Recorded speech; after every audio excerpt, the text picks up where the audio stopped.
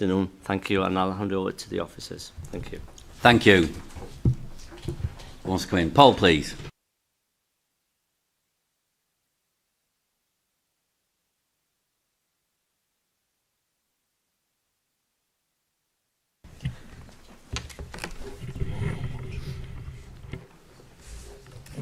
Yeah, sorry about that. Hopefully everyone can hear me. Sorry. Oh. No worries. Thank you.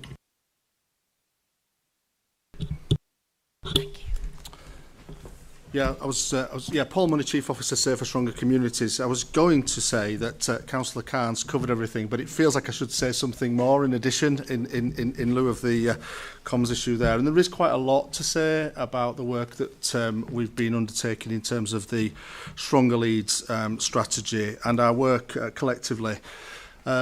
Within the Safer Stronger Communities team, but actually right across the council to support our communities, be those communities be geographic or different community groups. The strategy does talk about some key principles in terms of how we need to work moving forwards. I'm really pleased to say that we're doing a lot of this work already.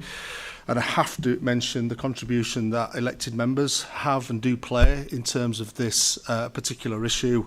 We're really appreciative of that work and see opportunities kind of moving forward to support members even more closely in terms of work done at the hyperlocal level.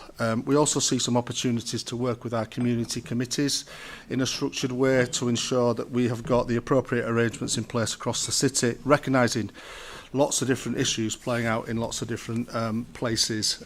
So there needs to be the element of flexibility that Councillor Khan talked about.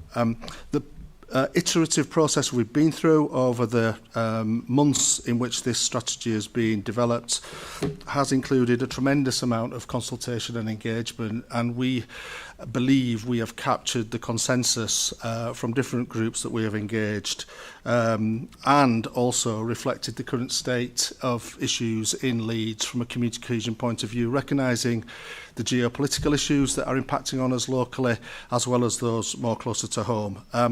So happy to pick up any questions, Leader, in relation to the ongoing work that we're involved in. Thank you. Councillor Lamb, please. Yeah, thank you, Chair, and if I can welcome Councillor Khan. It's not his first meeting, but his first item, and I particularly thank him for anticipating my questions. So I'll take the rest of the afternoon off. And if I might just add a word about James Rogers as well, if that's all right, Chair, because Councillor Khan's first item and Mr Rogers' last executive board from many, many years. And actually the thing I wanted to mention was it's not just the contribution to the council, it's the inspiration of his story from rising from the very bottom of the council ladder to the very top and contributing such a huge amount along the way. And it is a real lesson to young people anywhere that it's not how you start off, it's how you conduct yourself, what your ambitions are, and that there isn't a ceiling on where you can get to, regardless of where you start. And the other thing I would just note is how respectful James has always been to the role of us as elected members. There's plenty of times when we don't always agree about things, but I think probably more than any other officer I've come across in a senior role in the council, James really respects that we work in a democratic organisation and respects the role of members and treats us as such, and even when there's difficult messages to tell us and things that we don't want to hear, he doesn't shy away from it and does it in a respectful way. And so I just want to thank you on behalf of my group and all members for the contribution you've made. I have saved up a particularly long list for you today, so because it wouldn't be right not to. Turning to the report, and thank you for the introductions. That there's not much to disagree with in it. It's a good strategy. It's moving things in the right direction. A few points I would make, and there's a lot of reference to the challenge of dealing with far-right protests and issues, which I understand and accept that. I think perhaps where it's lacking is an acknowledgement that there are lots of other challenges across the spectrum that are causing issues week in, week out that we need to need to address. We've talked about it before, and I'd still really welcome a report coming to Council about integration and the challenges around that, and that really speaks to a lot of the issues in here and what more we can do to address that. The final 2 points, there's a lot of warm words in here. I would perhaps challenge a little light on measuring and report, and I'd like to understand how it's going to report back to Executive Board to see how we're making progress.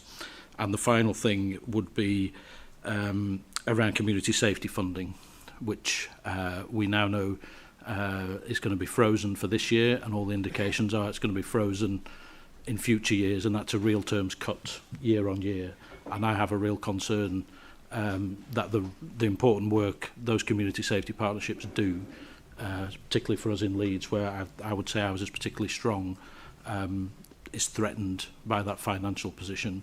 And I'd just like some reassurance about what our view is as a council and what the impact of that will be on actually delivering this strategy. Thank you, Councillor Lamb. Paul, please. Yeah, thanks for that, Councillor Lamb, and thanks for the general observations about the work that we've been doing. You raise a number of points. I think taking them sequentially, the challenge around reflecting all the issues playing out in Leeds is not one lost on us. Recognise that. It's partly why I referenced the work of local elected members at that hyperlocal level. And thinking about how we extrapolate that out and to some of the bigger issues that are impacting to a lesser or greater degree right across the city, we're keen to make sure that we effectively do both.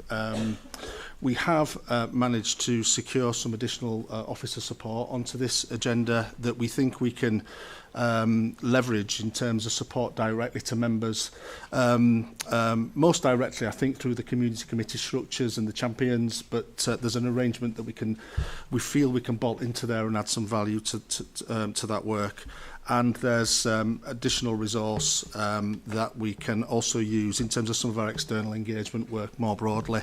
It's not a team, if I'm honest with you, it's not a team of people, but it's specialists who can help coordinate activity, recognising what we think in terms of this strategy being a framework for everybody to kind of work more closely together where we can.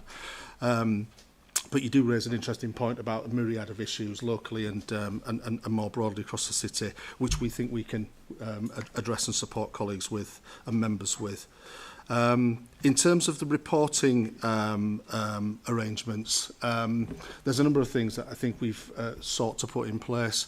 One is just to say we've been really heavily supported by the Directorate Scrutiny Board arrangements in terms of the development of this strategy today, and we would seek support and have sought support from Councillor Galton around ongoing dialogue as the framework and the strategy develops over time.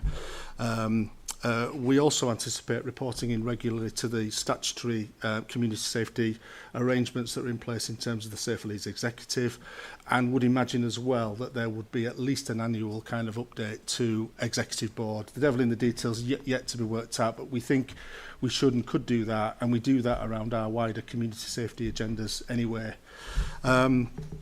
In terms of whether we're adding value, we have, and it's been referenced, developed a kind of delivery plan. You will see from referring to the delivery plan that there's some obvious measures against some of those actions within the delivery plan because they can be tracked in a quantitative way. So, for instance, the numbers of hate crimes that we're reporting and receiving. Some of the other things is probably more qualitative in terms of its how we capture that, but we are super keen to ensure that what we do adds value. I think there'll be an element of this strategy and this approach evolving over time, and we'll do some learning together, I think, as we move forwards. But we've got a pretty good, strong idea about how we might be able to represent the added value of the work that we're going to do moving forwards through those governance arrangements that I've kind of referenced.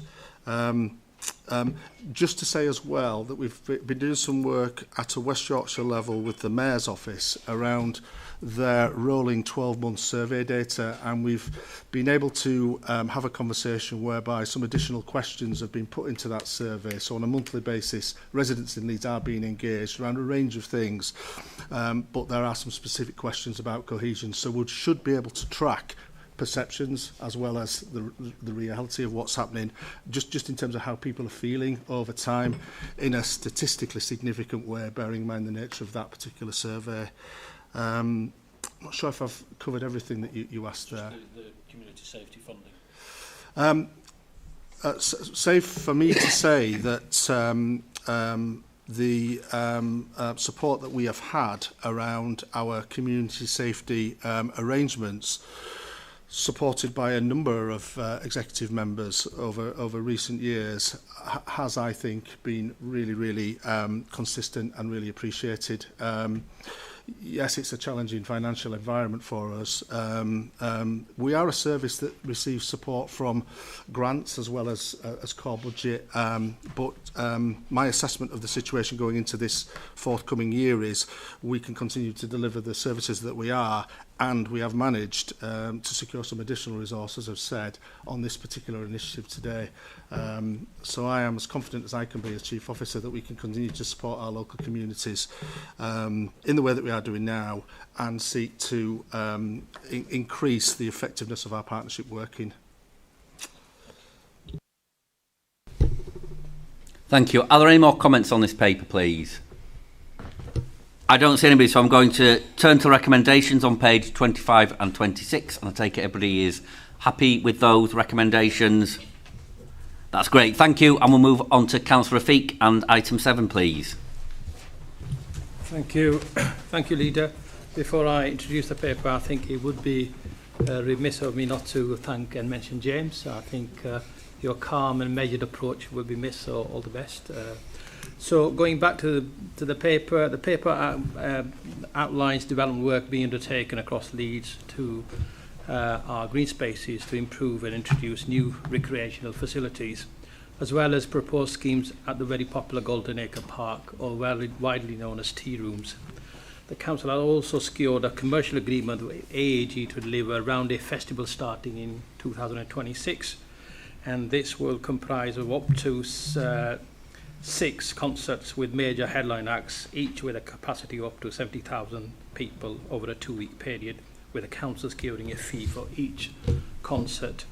Temple Newsome opened a new indoor play barn facility in August 2025. Since opening, our visitor numbers have doubled and revenue has increased by 200%. Significant investment has also been committed to deliver a new adventure playground at Lotherton Hall and a new road safety park and playground at Temple Newsome Golf Clubhouse, both of which are expected to open in 2026. Golden Acre, the paper proposes a development to the Golden Acre Cafe and adjacent bungalow. Change will see an extension to kitchen, relocation of kiosks to better serve customers, and improve layout and increase seating. The bungalow will be refurbished to be used as a flexible function space with seating up to 30 guests. This is seen as an investor save and requires an injection of over £571,000 capital cost, which will be borrowed over a 20-year period at £53,000 a year. It's a good news story overall. There's a lot of investment going into our green spaces, and I'm happy to stop there, Chair, and take any comments. Thank you, Councillor Rafiq. Councillor Lamb. Yeah, thank you. I noticed Councillor Rafiq wasn't playing Guess the Questions in advance. Yeah. There's lots to welcome in this paper, actually, and I note that particularly around the community parks issues and the concerts, that's something we've been pushing you to do for several years. So while you're a little late to the party, Councillor Rafiq, I'm glad you've got there in the end. The one question I would have around these big, large events is, what are we doing to make sure there's a really clear community impact assessment, and that we're actually managing the impact on those communities? It's an awful lot of people to move in and out. I still think it's the right thing to do, but we need to make sure we don't just say to residents, sorry, you just got to put up with it for the weekend. From someone who represents the Leeds Festival, it's taken probably 20 years to get some decent arrangements to get people in and out and off site, and it's still not perfect now. So I'd kind of like some assurance that we've got some good liaison groups with local residents and members and things like that. So traffic management can be dealt with public transport. People can still go about their daily lives without being too disrupted. So that's on those ones. In terms of the parks and Golden Acre, it would be remiss of me not to say that I think the unspoken thread through this is it shows the folly again of introducing charges for parking in our parks around the city, and I think that should be reversed as soon as possible. Actually, you've kind of shown the better solution in the paper, which is to use more entrepreneurial ways of generating income, like the cafe, for example, and the house, and there's much better ways of approaching that. So the one question I have around Golden Acre is what happens if the investor save numbers don't materialise? Where's the money going to come from if you don't generate the income that supports the investment? But I think going back to the Roundhay Park, as you know, we're not new to hosting such big events, particularly around the park. So I think we know what it requires to host an event, not just major events around the park, but also across the city, the carnival, and then major sporting events as well, Tour de France. The list goes on. So I think all that's taken into account, and we'll make sure we're working with in terms of travel arrangements and all that with the AG, the operator, so there's a minimal kind of impact. And there's going to be benefits, obviously, the income which is generated to local communities across the city as well, and particularly local residents around the park. It's in the news, and it was welcomed by the friends of the park and other people as well, generally. So it's I think it's a positive story, and we're looking forward to it. With regards to I'll bring in Polly about, but we are confident, I think, in terms of the figures at the play barn, at the cafe or tea rooms at Golden Acre, given the current demands. And with regards to the parking charges, I think we've added enough and say on that, and I don't want to kind of spend too much time in this forum today. Thank you. Polly, please. I suppose just to add to in terms of Roundhay, so the company that are doing it have been really committed to minimising any impact. They've already held community engagement events, and they've been meeting also local ward members, and we're also looking at the social impact that they can bring. So they've been working with Roundhay School, Friends of Roundhay Park, about where they can add additional value as well, and where they can bring improvements to the park that last beyond the actual festival. So I've been really encouraged by what I've seen and by their commitment. In terms of the Golden Acre business case, it feels very conservative in terms of what we've set out, so we hope that it can over-deliver. So always better to under-promise and over-deliver. And we've had external support in terms of developing the business case, in terms of costing up the works that need to be done, and also internal scrutiny in terms of various different finance colleagues. So I'm really confident that actually it's a really deliverable business case and something that the park's been crying out for a long, long while. Thank you. Councillor Lamb, please. Yep, thank you. Just coming back to the Roundhay Park event, and Councillor Rafiq rightly points out that the city is very experienced at delivering big things like this. The one that springs to mind recently, though, is the Ironman event that was held in my part of the city last year, which was not a good experience for local residents, and it's one of the most recent examples of something new that we introduced. It was not good, it was not well managed, and it's recognising that moving 60,000 people in and out of one part of the city that isn't really geared up to that normally has a wide impact. It's not just in the immediate vicinity, it will be huge parts of the city that are affected on the days building up to it and the days after it, and particularly on the days of the events. And it's not in any way a good reason not to do it, but we just have to make sure it's done in the most sympathetic way possible, and not only learn from the things that have gone well, but look at the recent ones that have not gone well, and make sure we learn the lessons from that. Thank you, Councillor Lamb. I think that's a point rather than a question, but clearly with events, we do, we do want to bring big events to Leeds and show our city off. But you're absolutely right. Every event, I was Leeds Festival's been at Bramham Park for so long. I was a ward councillor for certainly part of that area when it started, and it is one that has taken a long time and a lot of listening and a lot of feedback and a lot of working with organisers and communities. And you're absolutely right, that's the approach we need to take after events as well as part of the organisation in the run-up to events. If I don't see anybody else wanting to come in on this, I'll turn to the recommendations on page 68, and I take it from discussion everybody's happy with those. That's great, thank you. So we'll move on to item 8. Councillor Hayden, please. Thank you, Leader. This is the SEND update report, and this report provides an update on progress across the SEND partnership. That's a special educational needs and disability partnership to improve services for children and young people with special educational needs and disabilities. It recognises that outcomes and experiences for many children and families have not been good enough and sets out the actions being taken to address this. Over the past year, we have established a SEND self-evaluation framework, enabling a shared understanding of strengths and areas for improvement.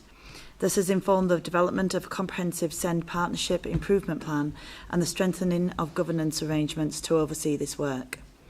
The report is clear that timeliness of EHC needs assessments remains a significant challenge. While more assessments were completed between January and December 2025 than in any previous year, performance against the statutory 20 weeks timescale is unfortunately not where we want it to be. To address this, a time-limited specialist team is being procured to complete all delayed assessments by June 2027, alongside increased permanent capacity within the SENSAP and educational psychology to support sustained improvement.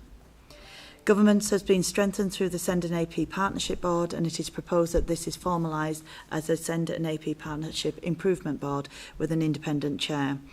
This will provide clearer oversight, accountability and pace to the improvement journey. Progress will be monitored through the SEND improvement plan, and it's advised that Executive Board receive a further progress report in September. Together, the strengthened governance, agreed improvement plans and renewed commitment to joint working across education, health and care provide a clear framework for delivering the improvements that children, young people and families rightly expect and deserve. Thank you, Leader. Thank you, Councillor Hayden. Councillor Lamb, please. Yeah, thank you, Chair. Can I add my warm welcome to Pete Thorpe as well as the Interim Director of Children's Services. It's good to have you with us, and this is undoubtedly one of the biggest items arriving in your in-tray that you've inherited. So where to start? Obviously, this is not new. This has been going on for years in Leeds, and 7% of EHCPs being completed within the statutory time frame. That's not poor performance, that is systemic failure. Almost no audits were done in the last year, the report tells us, which tells us we have no idea whether the plans that were completed were done to a good quality and standard. The first question for me is, why has it taken until 2026 to put something in place to resolve this when we've had the same problem for years in this authority? And who is going to take responsibility for the situation that we find ourselves in? On the practical questions, there's lots of words and plans and things. This is about people's real lives. So when will the typical family actually see things improve and feel that improvement? And my final point is, children only get one childhood. This is about fixing the backlog, but what are we going to do to remedy the years of failure that have let those children and families down? They haven't been getting the support they should be getting for years. What are we going to put in place to put that right and help them make up the lost time? Thank you. Yes, please. Yeah, thank you. Thank you, Councillor Lamb. Yes, it's right that it's the term not good enough. It's really, really terrible, that statistic of the 20-week timescales and writing the plans in that time, and the timeliness of the assessment. That's not to take away the excellent work that goes on supporting our children and families within schools and within the health and care where before they get an EHCP, while they're waiting, and then once they have got an EHCP. So I want to acknowledge and thank everybody who is working with our children and young people.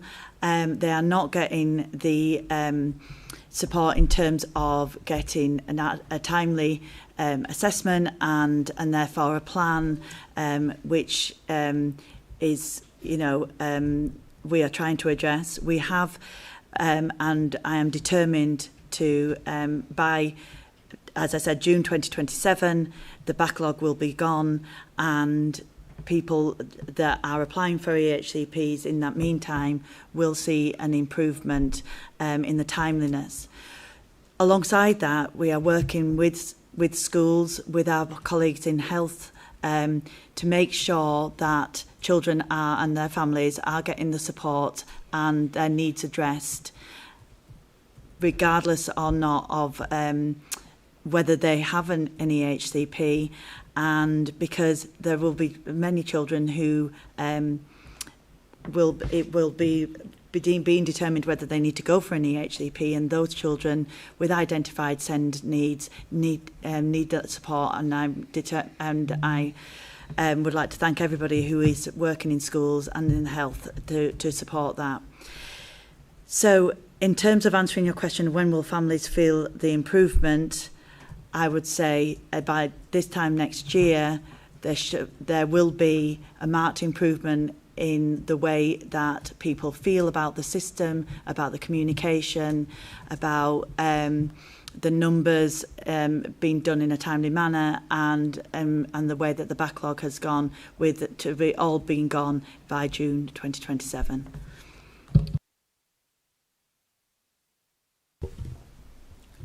Thank you. Councillor Lamb. Yeah, thank you. If I might come back, I mean, the last question was unanswered about what we're going to do to remedy the situation for children that have been waiting for years to get the provision and have lost huge amounts of their education. It may be an unfortunate statistic to you, Councillor Hayden, but this is children's lives. 7% is not an unfortunate statistic, it's people's lives. And to move it on a little bit, we're looking at this in the context of long-awaited national reforms, which we're going to hopefully hear about soon. So it'd be useful to have some comment about where we think that's going. There's a lot of rumours that potentially EHCPs will be scrapped altogether, and that the move is to move everything into mainstream. Obviously, it's difficult to know, we're speculating, but what efforts are the council making to lobby on that? And do we still see that there's a vital role for EHCPs? Thank you. I mean, this is a executive board, not a place for sharing rumours, Councillor Lamb. So I think it is, clearly we lobby through all the usual networks, all councillors lobby through, but I don't think we're here to trade rumours. Councillor Hayden, please. Thank you. I didn't use the word unfortunate. I said it was awful or terrible or whatever word I used. Terrible. I didn't use the word unfortunate. We haven't. That's not the word I use, and I would not use that about this. What the point I was trying to make is that yes, it is awful to wait for an EHCP, but that's not to say that those children and families are not being supported in school in terms of their special educational needs and disabilities, and overall education. Not having an EHCP does not mean you are not getting an education. There are some children who it is unfortunate that the right provision that to meet their needs cannot be found, or it's difficult to be found, and we work really, really hard to meet the needs of all our children. But not having an EHCP does not mean that their children are not having an education. I absolutely take it, absolutely agree that it is really not good enough. It's incredibly frustrating. And as a mother of a child with SEND, myself, I know how difficult it is at times navigating the system and getting your child through school, and that's why I wanted to have a big thank you to all the teachers across the system that day in, day out support our children, all our children, and especially those with SEND. In terms of the reforms, as Councillor Lewis said, it would be speculation, but it is my considered opinion that, and being an educationalist and working in as a teacher for nearly 20 years, that children thrive best when they're with their communities, when they're with their friends, when they're close to home. And I would like to see all schools being able to address the vast majority of special educational needs and disabilities within communities where children feel safe and are happy and therefore thrive.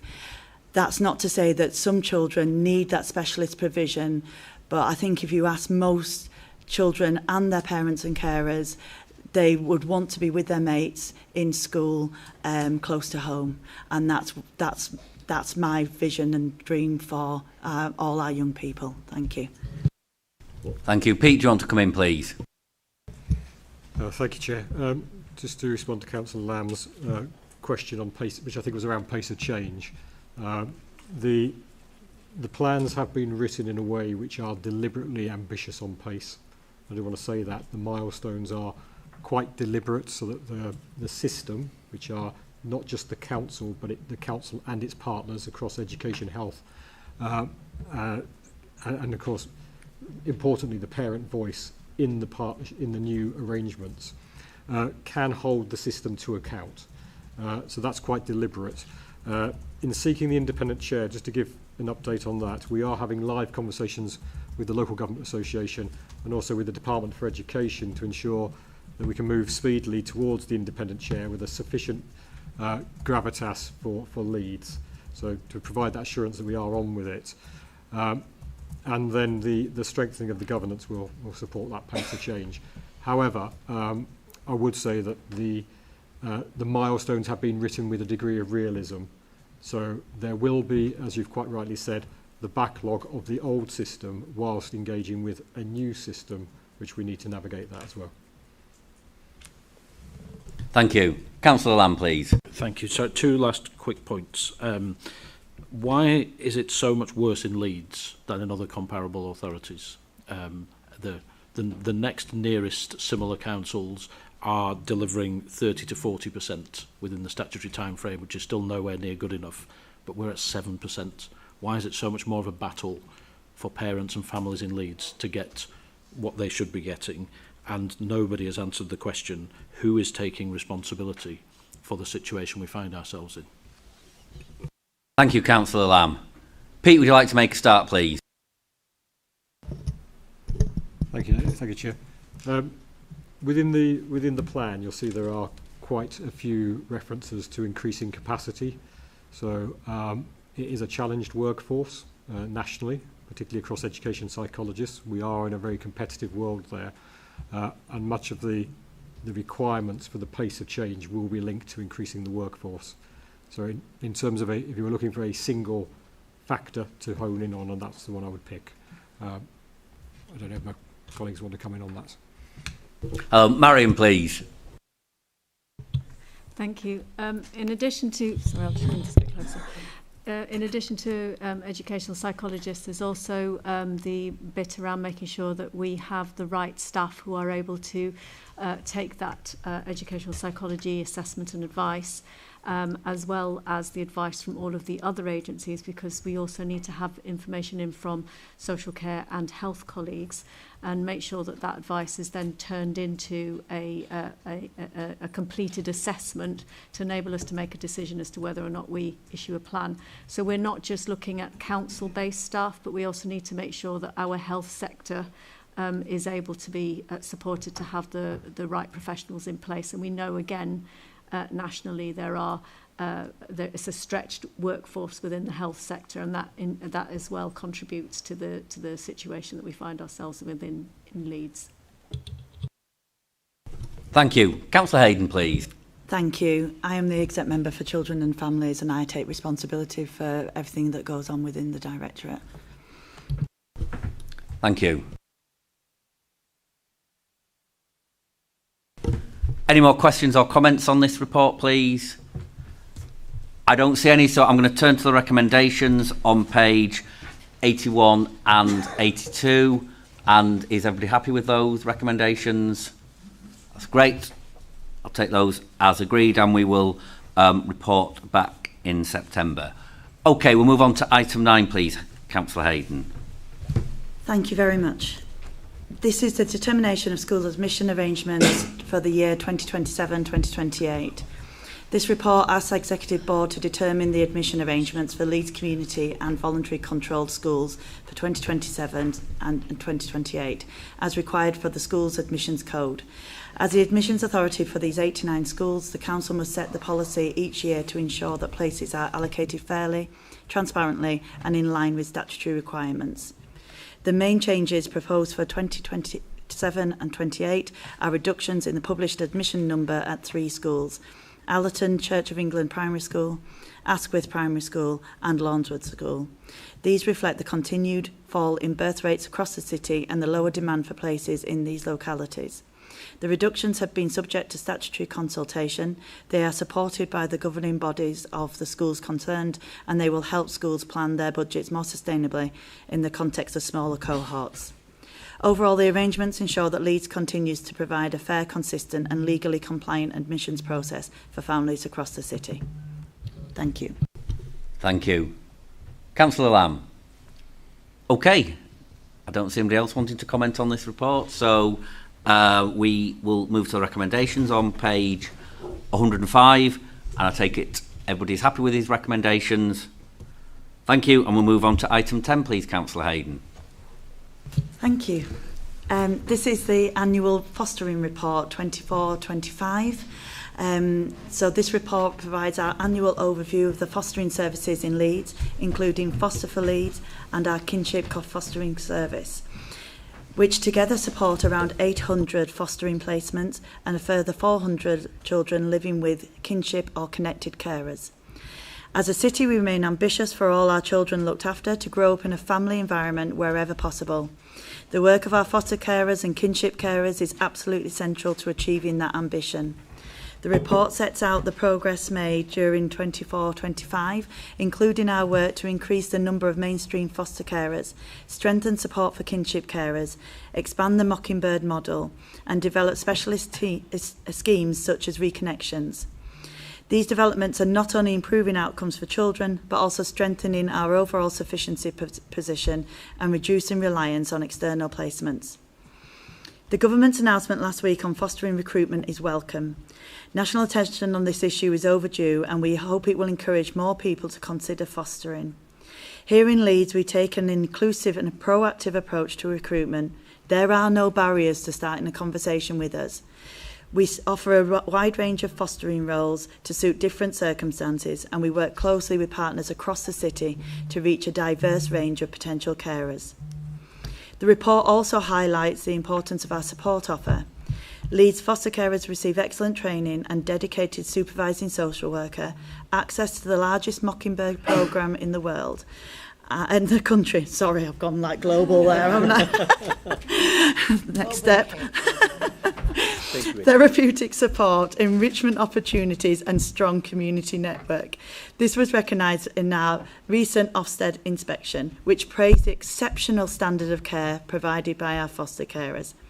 This annual report is a statutory requirement, but more importantly, it demonstrates the strength of our fostering services and the areas we will continue to focus our efforts to ensure children in Leeds can thrive in a stable, loving family homes.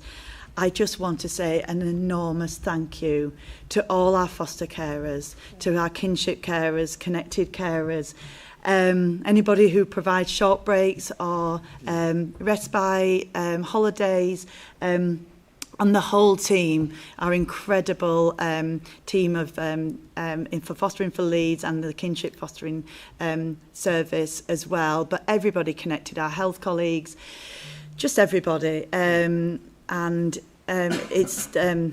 yeah, I really enjoy reading these reports, and I hope everybody saw our wonderful Marie, chair of our Foster Carers Association in the YEP last week and online, and the fact that she has fostered over 100 children over 35 years. And at the recent Foster Carers Awards back in December, we had people who were being honoured for 40, 45 years plus service. That's incredible. They are extraordinary, incredible people, and I couldn't be prouder and more thankful, so I'll leave it there. Thank you, Councillor Hayden.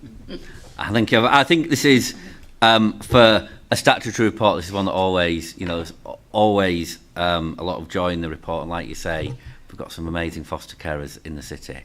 Does anybody want to comment on this report? Councillor Lamb, please.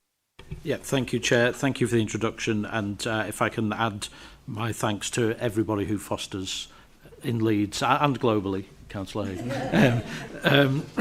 It is that they are absolute heroes, stepping in when children are at their lowest ebb, often for a whole variety of reasons. I think sometimes people have a fixed view of what a child in care might look like, but you have to recognise the circumstances are incredibly broad. I don't think there's a typical example. Everyone is unique, and the people that are willing to step in time after time after time to support and try and give some love and stability to those vulnerable children who, for no fault of their own, they're in that situation.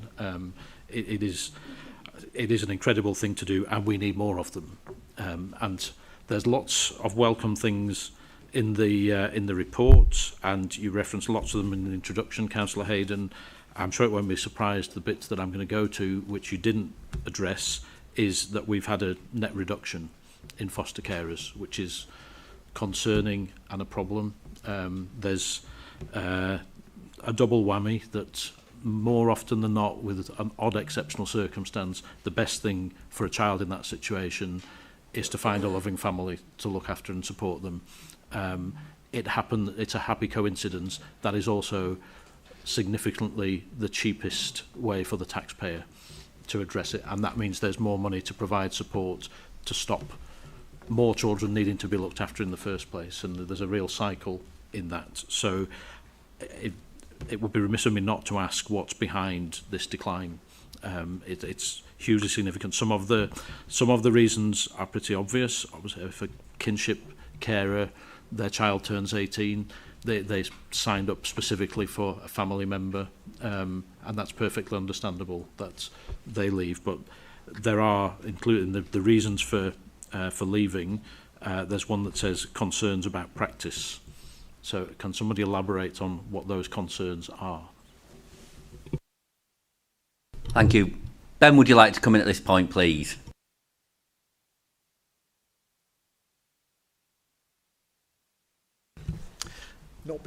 Volume is not normally a problem, sorry, apologies. Thank you, Chair. I think, Councillor Lamb, you're right, when we talk about kinship carers, often that's really a sign of success in many ways. That young person has stayed with family members or members known to them, connected people. That's been really successful. Those carers came in to be carers for that child particularly, and that child moves on, and that's a great outcome. We do talk to those people if we think they could be mainstream foster carers, foster for Leeds, foster carers. So we do have a positive conversation about could you do more, could you work with other children, and occasionally that's successful and that works. We have carers who cease being foster carers because the children they're living with, who are living with them, become subject to special guardianship orders, so they cease to be looked after. The carers often will deregister to look after those children. So again, positive reasons why we'd conclude them being a carer. Some carers resign because of age, and that's probably the biggest reason. Carers who are continuing to care in their 60s and 70s are not unusual. If they are exceptional, they're not unusual. And it gets to a point where I think people feel that they've concluded their role as foster carers, done enough, and we say fair enough, that works. Occasionally there are concerns about carer practice, and that can cover a number of issues, probably not necessarily to go into the specific details here, but that would be where we were concerned that the care wasn't where we wanted it to be, and so we go through a process of assessment and come to a conclusion about the best way forward. But overwhelmingly, the reason people stop caring is because they age out, or because they retire from care, because they have personal circumstances, perhaps a partner, health of a partner, challenges in their own family that mean that they need to move on to do other things. They're not, by and large, leaving caring because they aren't happy being carers. They're leaving because other things happen in their life that make it necessary. And just to pick up on terms of the recruitment, recruitment is a real challenge across the sector. So we are in Leeds working very hard at recruiting foster carers. We are working alongside and collaboratively with our other local authority colleagues in the region, and we have a strong regional collaboration when it makes sense and a strong focus on local place when it makes sense to do that. And we are also obviously monitoring where IFA, independent fostering agencies, are doing. Our assessment is that overall everybody is challenged by recruiting foster carers. Our assessment is that we are doing better than average in recruiting, so our reduction in the overall number of carers is slower than you would expect it to be. And I'm very pleased to say that our recruitment this year, in terms of carers brought through for assessment, exceeds our recruitment last year. That reflects significant investment in our recruitment team, investment in our offer to carers, in our support for carers, and we're starting to see some of the green shoots coming from that, I think, of seeing more interest coming from members of the public into being carers for Leeds. So I hope we're at the point where we're starting to turn the corner with that. It's a challenging process. We don't control all the factors, but I think we're starting to see some positive signs that our recruitment is starting to do better month on month, quarter on quarter, year on year than it has been over the last 3 or 4 years. Thank you, Ben. If nobody else wants to come in on this paper, I'll turn to the recommendation on page 283, and I take it from the comments everybody is happy with the recommendations. That's great, thank you. So we'll move on to item 11, please, Councillor Hayden. Thank you. This is the Broodnell Primary School Resource Provision. This report sets out the outcome of the consultation on the proposal to establish an 8-place resource provision at Broodnell Primary School from September 2026. As members will be aware, the number of children and young people in Leeds with an education, health and care plan continues to rise each year, and we have a responsibility to ensure that there are sufficient specialist places across the city. The proposal would create a resource provision focused on speech, language and communication needs, enabling children with EHCPs to access a mainstream school with the additional specialist support they require. This aligns with our wider SEND sufficiency strategy and our commitment to expanding provision within local communities wherever possible, and that I talked about just about 5 minutes ago. The consultation generated a strong level of support, with 90% of respondents either strongly or somewhat in favour of the proposal. Stakeholders highlighted the need for more specialist speech and language provision, Broodnell's strong reputation for inclusivity and the benefits of integrating children with SEND into mainstream settings. A small number of concerns were raised, including the relationship with the wider area-based planning activity, and these have been addressed within the report. The governing body, head teacher and Lantern Learning Trust are supportive of the proposal. The school is well placed to host the provision. The report speaks approval to move to the next stage and publish a statutory notice with a further report to come back to Executive Board in June once that process has concluded. And again, I really want to thank the school and the governing body, head teacher and Lantern Learning Trust for all their work on this. Thank you. Thank you, Councillor Hayden. Are there any comments on this paper? Councillor Lamb, please. Thank you. I've got the same 2 questions for this one and the next one, so might be able to address them in advance. So support the proposals, but the question is the timing realistic? And given this is due to be in place in September, which seems ambitious to me, what are the contingency plans that are in place if the provision is not ready in September? We're very ambitious, Councillor Lamb. Who'd like to pick this point up, please? Rebecca, please. Thank you. It is ambitious. However, the places that are being created are a small number of places. Until the point that the decision's taken in June, no EHCPs will name that provision because it doesn't exist. So in terms of contingency, any child that's due to be entering into a school or through phase transfer needing a place named on their plan, that will be happening now as normal. So until that decision in June is taken, nobody will have that setting named on their plan. They may have the mainstream offer that's available at those schools named, and then as and when the decision is taken to open the resource provision.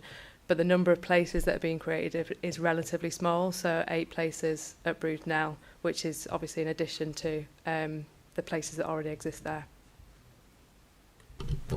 Thank you.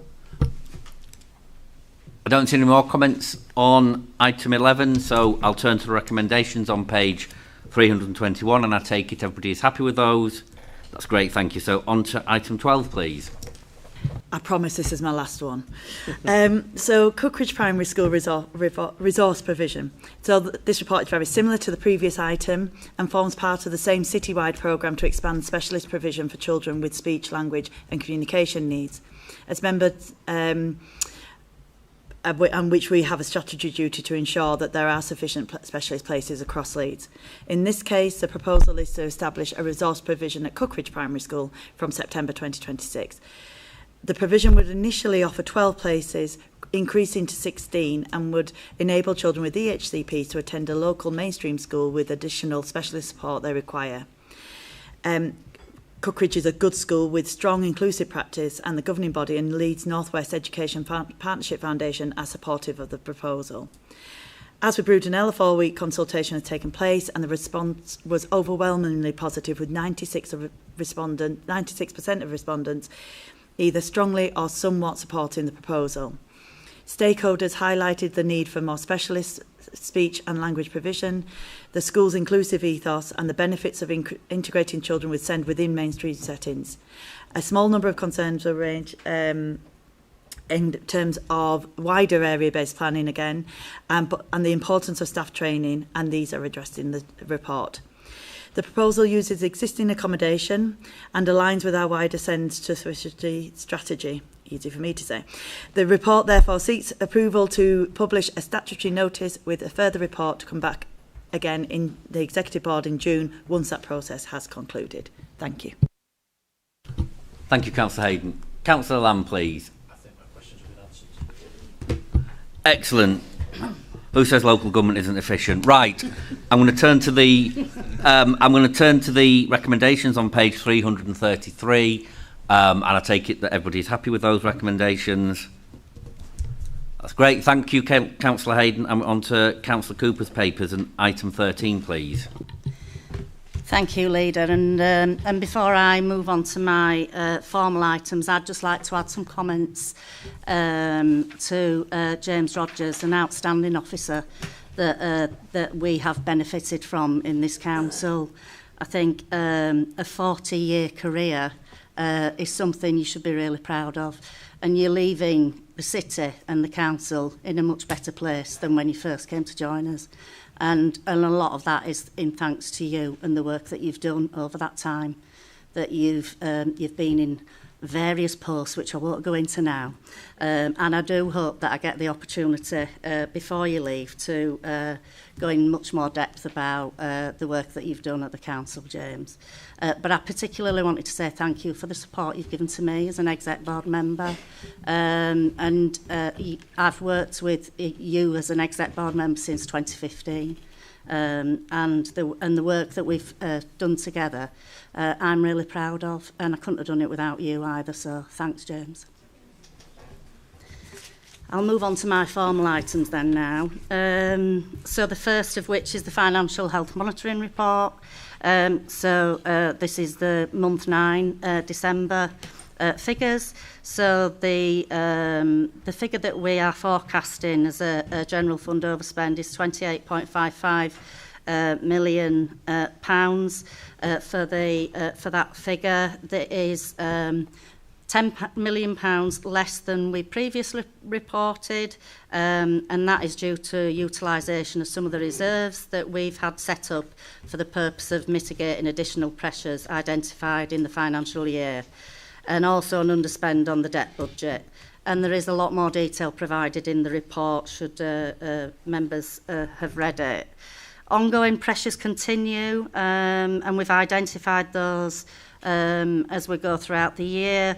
We have also built into 26-27 budget any of those identified pressures already. So hopefully put us in a better position for the start of next year. The main pressures, how I've said, have remained demand related to both adults and children's social care, and there is lots of detail about that in the report.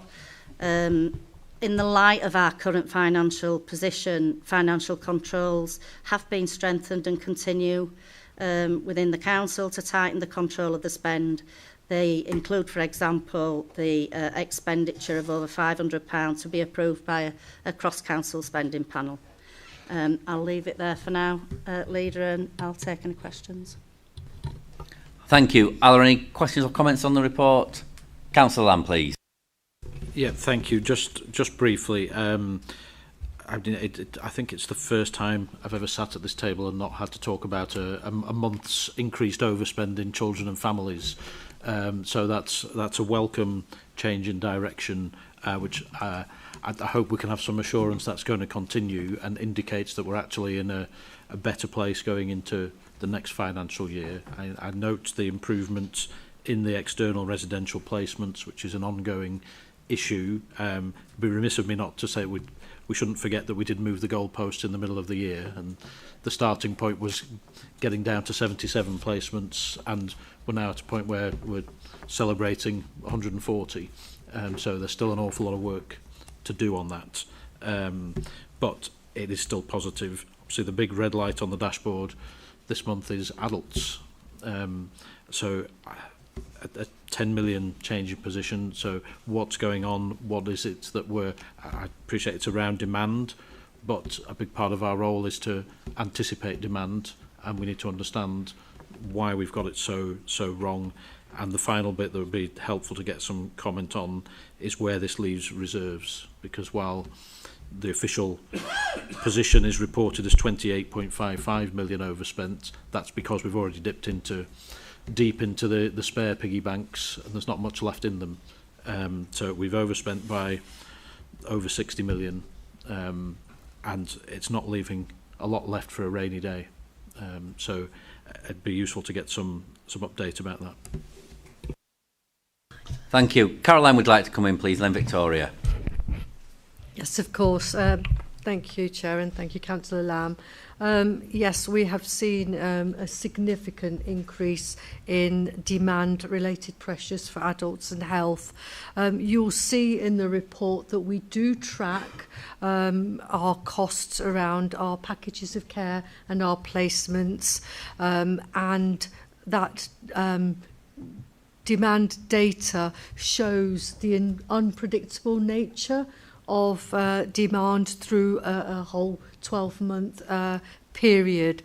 There isn't a very clear pattern around trends. However, what we have experienced, I would say, in the last couple of years is two quite different trends, one of which is around the length of time that people require care and support. That continues to be longer and has been longer in recent years than historically. What that means is that we don't see as many people leaving our services as have done historically and receiving services for a shorter period. They're getting services for a longer period of time, which then means that we've got to obviously fund those packages of care and placements. The other thing is that I would say that the demand pressures are not unique to Leeds. We are looking at trend data both regionally across Yorkshire and Humber, but also nationally. And these trends in terms of increased demographics and increased need for services is occurring all over the country. We are by no means an exception.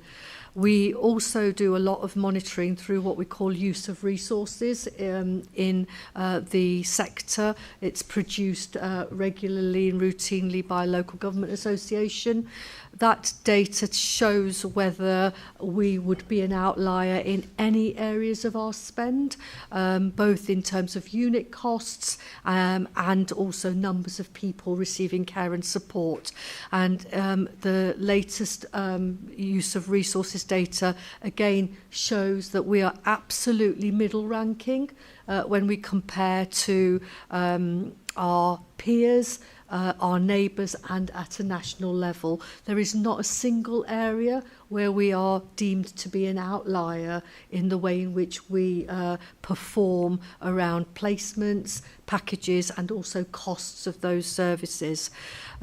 We are also mindful that in previous years we were a higher payer of residential and nursing care, particularly older adults residential and nursing care, and over the last 2 to 3 years we have become middle ranking there as well.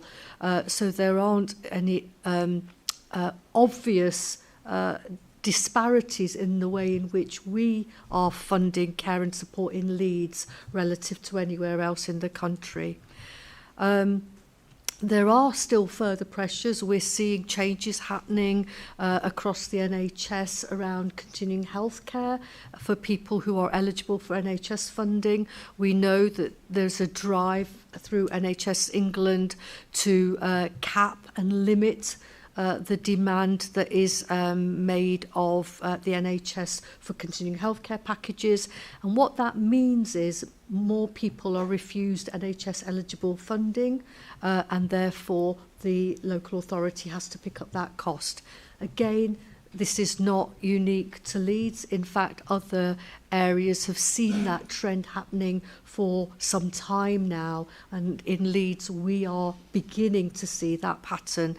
Historically, we've been able to work really closely with our NHS partners to ensure that people who should rightly be eligible for continuing healthcare do get that funding. That's becoming more and more challenging, and we anticipate that that will continue to become challenging over the next year or 2 years. We are getting even better than we have done historically around trend data and forecasting where we anticipate costs to be, and continuing healthcare is just one of those areas. Another area that is not directly related to demand is about income, and what we are seeing, another reason why we've got quite a substantial change in our budget pressures from period 7 is that we're seeing a stabilisation and a levelling off of income that we receive from people who pay for their own care. So we call that client contributions. Again, I have to stress this is a national trend, not unique to Leeds, but we are seeing more and more people coming to the point where they are utilising all of their own financial assets and therefore are needing financial support. This includes people who have been entirely self-funding previously, coming to us for the first time for council-funded support, but also people who have now met the threshold where they are not able to pay any contribution to their care costs, so we have to cover the full care, cover the full cost of their care. So the increasing demand pressures and also the reductions in income have resulted in the quite significant overspend position that we found ourselves in. I just want to assure you around your question around forecasting, we are doing everything we can around forecasting. We have lots of trend data that we utilise to profile our budgets going forward.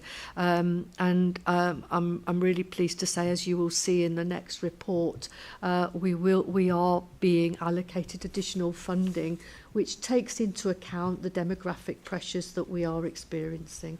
I hope that answers the questions that you've raised. Thank you, Caroline. Victoria, please, on reserve. Thank you, Chair.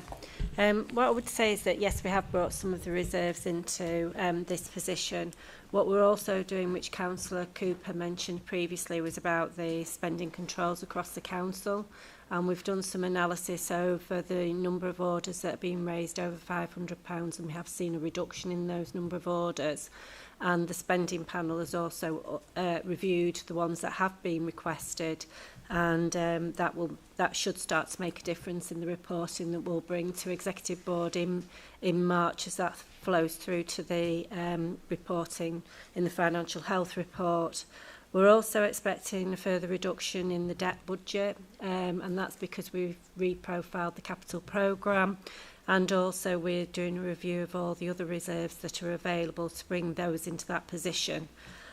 When we get to the end of the financial year, we do feel that there will be a need to use general fund balances, but we've recognised that in the medium-term position that's going to Executive Board this month, and we'll replenish those over the life of the medium-term financial strategy. So we will be back to the level that we were expecting to be over the life of the medium-term financial strategy. And as I've said, we've made provision for that in the budget. Okay, thank you. Thank you, Victoria. Councillor Lamb, please. Yeah, thank you. That's very helpful. If I can just come back on the adults bit. So in summary, the issue is that people are living longer, which is a good thing. But in parallel to that, because they're living longer, they're using up all their own resources, and then that cost falls to the council. One of the consequences of all of that is more and more we're seeing an increase again in the number of older people in particular that are in hospital beds each night that are not there for clinical or medical need, but because we don't have anywhere to discharge them to. And the cost of that is about £3,000 a week to the National Health Service for each one person. So that's about £1 million a week to the taxpayer. Then if you compare that to roughly in simple numbers, the cost of the council is about £850 a week to look after people in their own home, in a care bed, or whatever the provision is. There's a huge disconnect, and the issue for me is there's not enough slack in the system, and that means you've got this vicious cycle where people are stuck in hospital beds that don't need to be. It's not good for them, it's not good for the health service, it's not good for the council or the taxpayer. And so my question is, are the health service doing enough? It's not the first time I've raised this, to put their hands in their pockets and say, actually, there's a really huge saving for them to have, and a huge benefit to the individuals in question from helping to fund more slack in the care system, so that when you've got these peaks and troughs in demand, there's enough capacity there to pick it up. Thank you, Caroline. So if you could solve the health service budget as well, whilst we're... yes, whilst we're at it on financial health monitoring for December 2025, please, Caroline. So just to clarify the point about people living longer per se, just clarifying that actually people are living with illness, and we're supporting them to remain living as with the right sort of healthcare and support, and therefore what we're seeing is that they're in our services for longer. It's just really important to make that point. With regards to the costs of care, particularly for people in an acute setting in a hospital bed, I think the whole system recognises that is a significant cost pressure, and that's the reason why we've got the NHS 10-year plan, with a move to really focusing and developing the way in which we work to support people in the community, and that is not just from an NHS perspective but from a local authority perspective as well. So recognising that there needs to be movement in funds from acute settings into community. So that is in GP practices, in community health care, as well as in wider and broader, sort of wider determinants to keep people at home. Hence the push around neighbourhood health. And this is neighbourhood health and care as well. The council is working in partnership with our local NHS organisations to ensure that we see a shift in the way in which the NHS services are supported and funded. We do receive a lot of funding from the NHS for our intermediate care services. So we have a number of beds in our system, which the council provides together with Leeds Community Health as a provider alliance. And that is funded primarily by our integrated care board, and we also lever in a lot of money from the ICB for what we call reablement, our home care service, active recovery, again which we provide in partnership with Leeds Community Health. So we are quite a way down the path. We've had a huge programme around Home First, which we have brought to and reported to Exec Board before, which demonstrates how we work together to help people get home from hospital after a spell in hospital at the earliest opportunity. More people going home and supported to return home rather than going into a care home setting, for example, knowing that that is what people choose and that is the better outcome for people.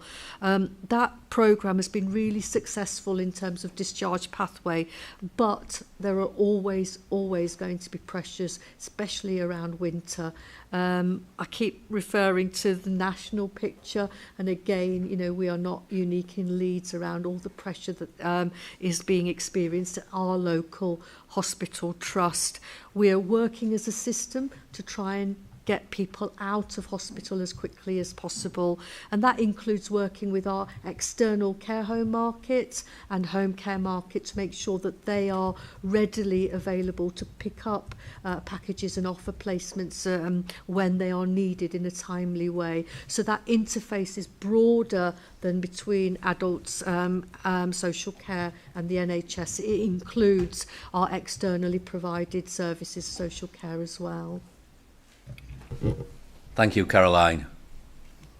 Are there any more comments on this paper? Okay, I'm going to turn to the recommendations on page 346. I take it everybody's happy with those recommendations. That's great, thank you. Item 14, please, Councillor Cooper. Thank you, Leader. And item 14 is the capital receipts annual update.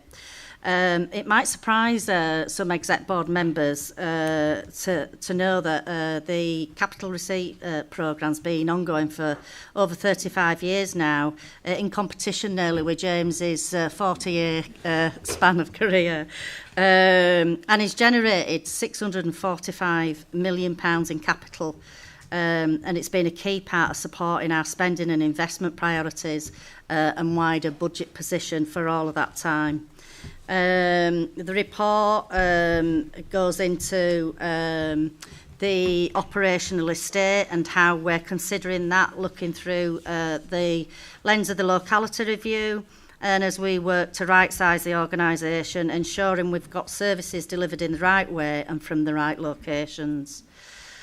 Just in the last 10 years, just in the last year, we've released 10 properties from that programme. There's more work to do on that one, but so far we've had 10 properties released, which has been a good progress.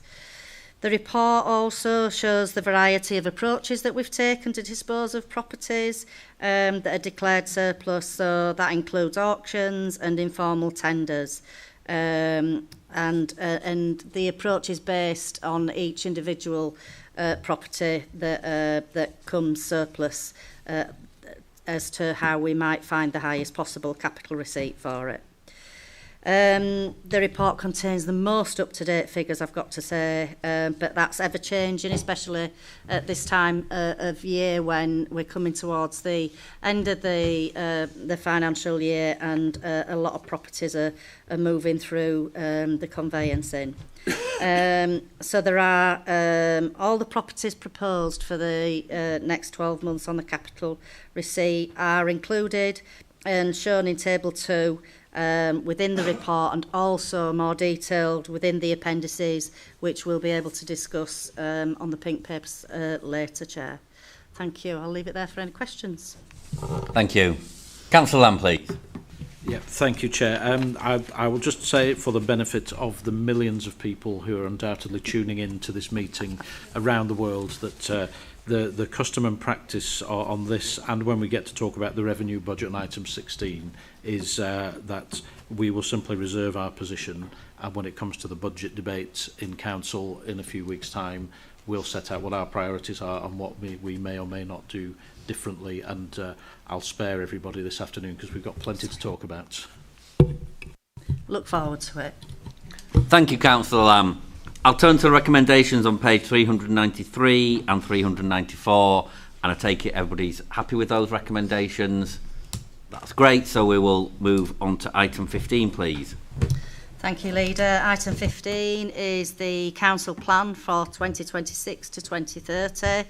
The Council Plan looks a bit different this year, as it's going across 3 years and beyond, trying to make the most of the multi-year settlement that we've had from the government.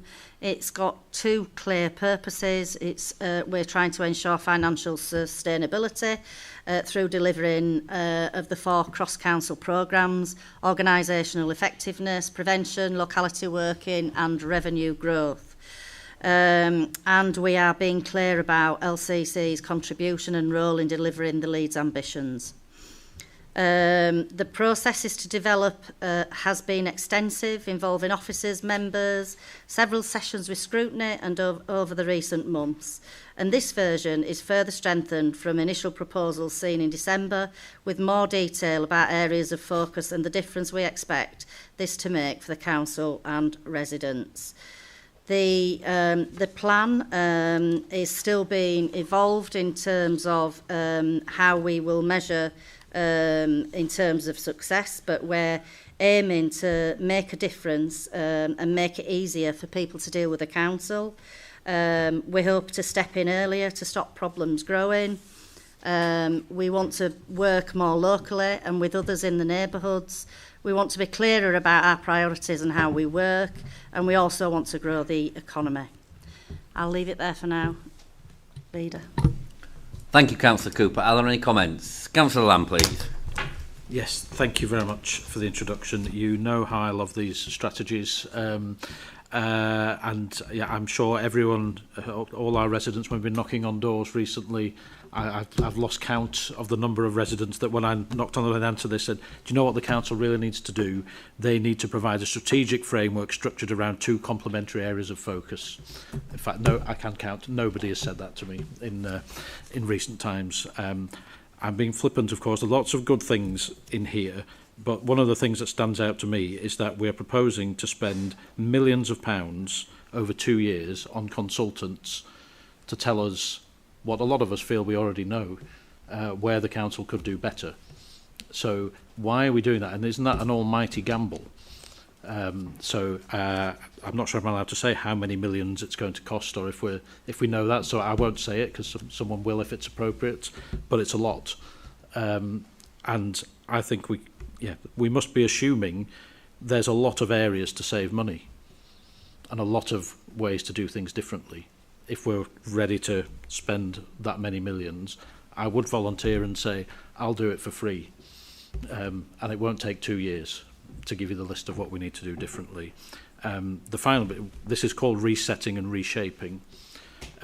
Resetting implies either there's a big red button somewhere that we're going to push, or we're going to stop and start again. It also implies there's an awful lot that needs to be done differently. I agree with that. And reshaping implies something differently, that we need to dramatically change how we work as a council. I agree with that. We've been saying that for a long time. So I'm glad there's a recognition of it. And my final point, which won't surprise anybody, is in plain English, what are residents going to notice differently by 2030 as a result of all of this? I'll make a start, if that's okay, Leader, and then I don't know whether Mariana might want to come in on some more of the detail around it. I think in terms of your point about reset and reshape, the council, as you know, have gone through over 15 years of cuts to our budget. You know, over the 14 years of the last previous government, we had £2.7 billion gap in our ability to meet the needs of our citizens, and so we have had to, over those years, lose some valued people who used to work for the organisation, some 3,643, I believe, but I'll be corrected on the smaller number of that one. And so we now also have a legacy of buildings that are no longer required by the council, because we've also transformed in the ways that we're working with less employees to be able to do the things that we need to do. So there's been digital transformation, there's been transformation in service delivery, in terms of how services have modernised over that time as well. So this paper tries to bring together an internal plan for the organisation as a framework for us to be able to deliver the priorities of the Leeds City ambitions, you know, so and how we will achieve those priorities.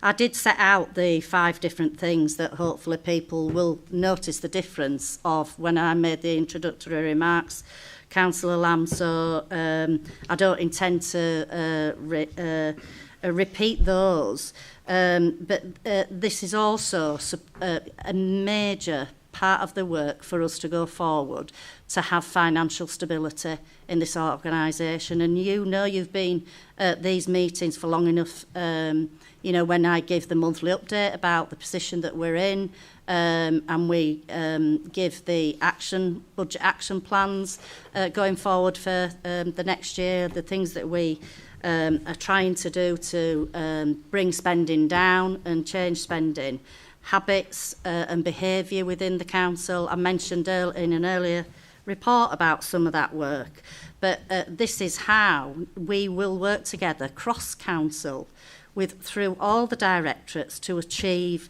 those ambitions and bring about financial sustainability. I would just say on the point of consultants, it's an easy shot, isn't it, to say you're spending money on consultants when maybe you do it for free, Councillor Lamb. But I think in my experience, that and while I've been doing this role, we've only spent money on consultants where we have not had that capacity within the organisation to do that, and where we've needed outside expertise and skills to help deliver what it is that we've needed to deliver from those consultants. We've had some recent experience with consultants who have done some diagnostics as well within various departments, and I'm sure directors will speak about that if they feel the need to do so. But I just wanted to say, you know, that they've delivered you know, some savings in this council that otherwise wouldn't have been delivered, and therefore could have meant more efficiency savings and more cuts that would have had to be made unnecessarily for the sake of us actually going out and buying the expertise when it's needed to make things better in this organisation. I don't know whether Mariana, would you want to come in? Thank you. Mariana, please. To be honest, there's probably not a lot to add, Councillor Cooper, but just Councillor Lamb, in answering the 3 things from my perspective, I think in terms of consultancy, I would say we've been very kind of proudly Yorkshire over the years. We don't spend much on consultants, especially compared to a lot of other councils. And as Councillor Cooper emphasised, you know, I think we have only used it where we've really felt the need for that additional capacity to be brought in, and where consultants can genuinely bring additional insight. We'll all do our own benchmarking day in, day out, week in, week out, but sometimes you can't beat having that outside-in view as well. But I think, you know, I can provide an assurance that we've been really, really careful about using that and trying to use it very wisely. As you know, Caroline, as the Senior Responsible Officer for Prevention, is thinking, because of the scale of the challenge and the requirement, we are giving some real careful thought to a piece of significant consultancy for a strategic partner, very much learning from home first, which, as Caroline emphasised earlier, has been, you know, a successful use of external support and capacity to drive system change. I think on the reset and reshape, we've tried to outline in the council plan why reset and reshape, that there is a case for change. There's a lot changing in the external context, and there are things changing in the internal context as well. So in the external context, the fact we've got a 3-year settlement instead of an annual settlement is very different. The local, now to be called local outcomes framework, but was previously called local government outcome framework, was announced yesterday.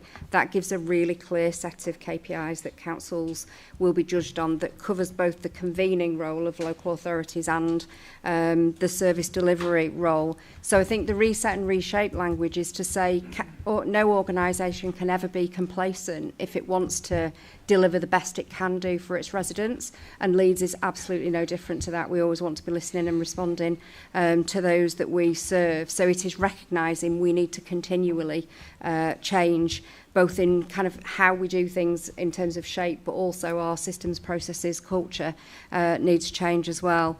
And I think, again, just to emphasise what Councillor Cooper said in her introduction, the things that will be different, it is about how we serve customers. This board has received a report about customer strategy a couple of cycles ago, where, you know, talking very much about trying to make sure we improve the service to customers, whether that be through digital channels, telephony, or in our community hubs, where, you know, customers can already go in and get a great service from our community hubs, but that over time will improve, as will, you know, other service provision, as we work through those priorities. Thank you, Mariana. Are there any more comments on this paper? Councillor Lamb. Just a quick, it may seem pedantic, but I think it's important, and I really loathe the use of the word customer. We're talking about our residents, and why it bothers me is it implies that people have a choice and they could go somewhere else for their services if they don't like them, and they can't. They get told what they're going to pay, and they have to get what they're given. And I think all of these plans should reflect that. So it's a minor point, but I'd like to change that language and talk about our residents rather than customers. Sounds a bit widget-like rather than real people in communities. That's a personal view, but I think it's important. Thank you. Mariana, please. I mean, I'm happy to come in on that. You know, with the work that we've done with James and Lead in particularly, you know, we did explore what was the right language, because we do recognise that not all customers, you know, kind of have a choice. But I think generally, you know, customer with a little c, we should still be looking to provide the best possible service that we can to those who are receiving it, whether that's somebody who lives, works or visits the city, and so it's residents and, you know, those broader people that we interact with as well. So happy to reflect on it, but I think, you know, it has been established as a customer strategy, and we did go through that kind of consideration. Thank you. If there's no more points, I'll turn to recommendations on page 409 and see, is the board happy with those recommendations? Take it, everybody is. That's great, thank you. So we are on to my papers now, under my portfolio. The first item is item 16, which is referring the budget papers to full council in 2 weeks' time. I noted Councillor Lamb's comments earlier. So I take it there is no comment to be made, and you'll be reserving your position when it comes to the recommendations. That's great, thank you. So with that, is everybody else happy with the recommendations on page 508 for 16A, 772 for 16B, and 894 for 16C? That's great, thank you. So that brings us on to item 17, which is a response to the resolution that was agreed at an extraordinary meeting of full council held on the 19th of December, which asked for a report to come to both Children's Scrutiny Board and Executive Board around our duties in relation to the Children's Act. This item has already been to scrutiny. It went on the 28th of January. It's now come here, which is the first Executive Board meeting after the extraordinary council meeting, and it covers the just for a reminder for people, it covers exceptional and unprecedented circumstances that arose in November in the Children's and Families Directorate, when the director and both nominated statutory directors were absent from work. It's something we've taken very seriously, both in terms of reviewing what happened at the time to ensure that all key decisions were made by authorised officers, which they were, that notifications were made to the DFC at Ofsted, which they were, and to set out the next steps, which is really important. First of all, we had a report to General Purposes Committee this morning, amending the Constitution to provide further resilience and a clear set of steps to take should the situation happen again. There's been changes to job descriptions for senior officers to monitor this, adding the absence of senior officers to the corporate risk register, and we are working on a programme of safeguarding training for all councillors that will go to General Purposes Committee in April to start in a new municipal year. The report also sets out, we took a view from an independent external person to review everything that happened. Again, it was we do recognise the extraordinary circumstances here.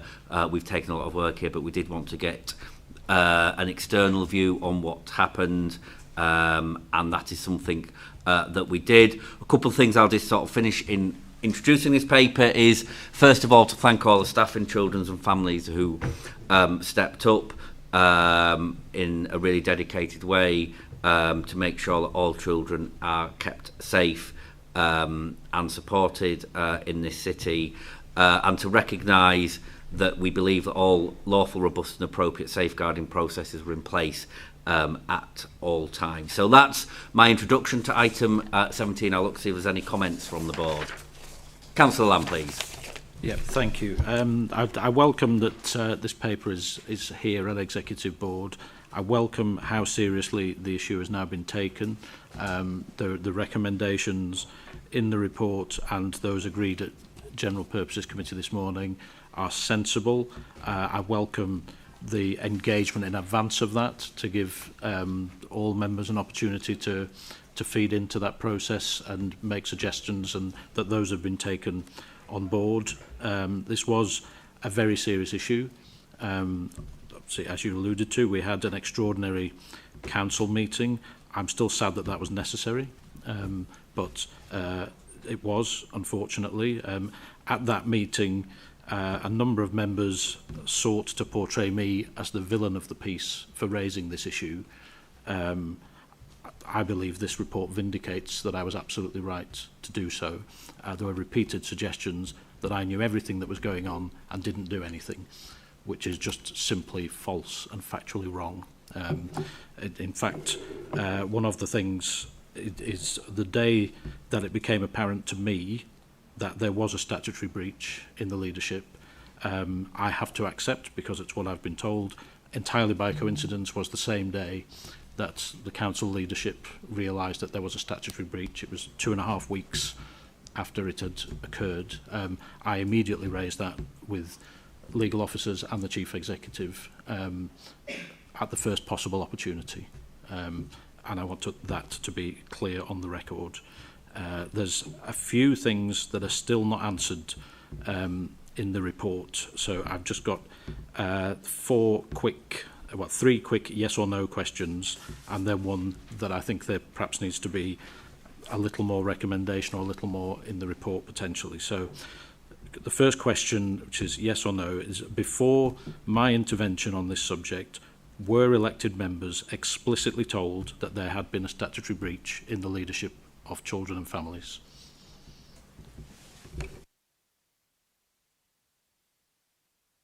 Thanks, Councillor Lamb. I'd set out the chain of events as we've discussed a number of times. We drew the statutory breach to people's attention when we were aware, so they were not made aware before the chain of events you've described. So the second question, were Ofsted, the Department for Education and Safeguarding Partners explicitly told that there had been a statutory breach in Children's Services leadership? The only thing I've seen, and what's in the report, is they were informed about absence and interim arrangements. It has not been said anywhere that they were explicitly informed that there had been a statutory breach in the leadership of Children's Services. So, Councillor, as per my previous answer, we've been through a few times what people were notified and when. We notified Ofsted as we went along in terms of the changes in leadership and made sure they're aware of changes in leadership. Once we knew there was a statutory breach, we had discussed that with Ofsted, as you'd expect. Before we were aware of the statutory breach, we didn't make Ofsted aware of that because we weren't aware. I think the chain of events is as we discussed a number of times. We have since met with Ofsted and DFE a number of occasions. They're fully aware of what they've met with Pete. They're fully aware of the measures we've taken. So just to clarify, were they explicitly told that there was a statutory breach? And if the answer to that is yes, which I think it was, I'd be grateful if outside of the meeting I can see the form that took, because I've never seen that at this point. Councillor, I'm very happy to have a further conversation with you outside of the meeting, just to go through what they knew and when.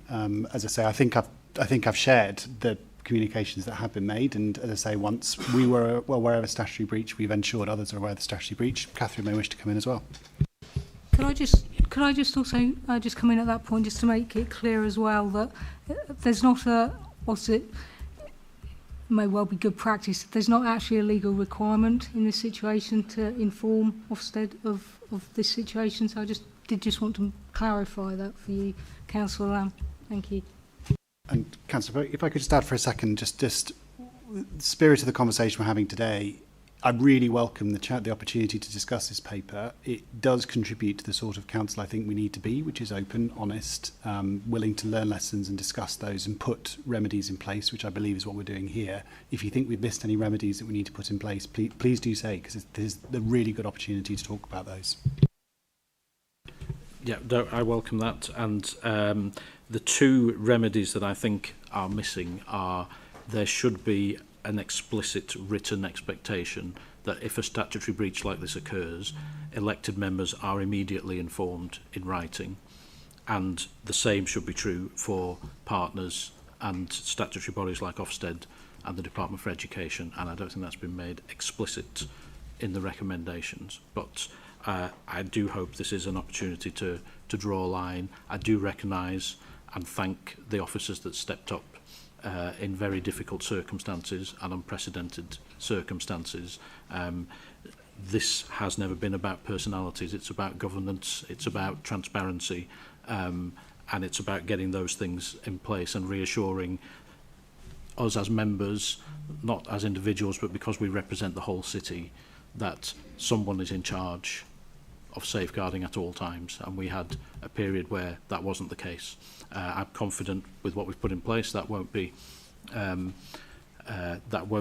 Sorry, to clarify, we didn't have a single named person. I absolutely accept that arrangements were in place, so I'll give that clarification. We had arrangements in place, but we did not have the statutory named individual, which is a key requirement for good reason, and that's a serious issue. But I do welcome the seriousness with which it's been taken, and I hope perhaps those final two remedies can be added.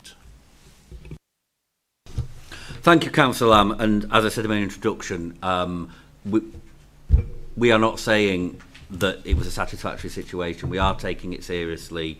We have taken a set of steps both in this meeting and in other meetings to remedy that, and I do want to reiterate that. And also that safeguarding arrangements were in place. I think that's we're absolutely clear about that. Are there any more comments on this paper? Councillor Lamb. Sorry, just is there a response to the two remedies that I've suggested?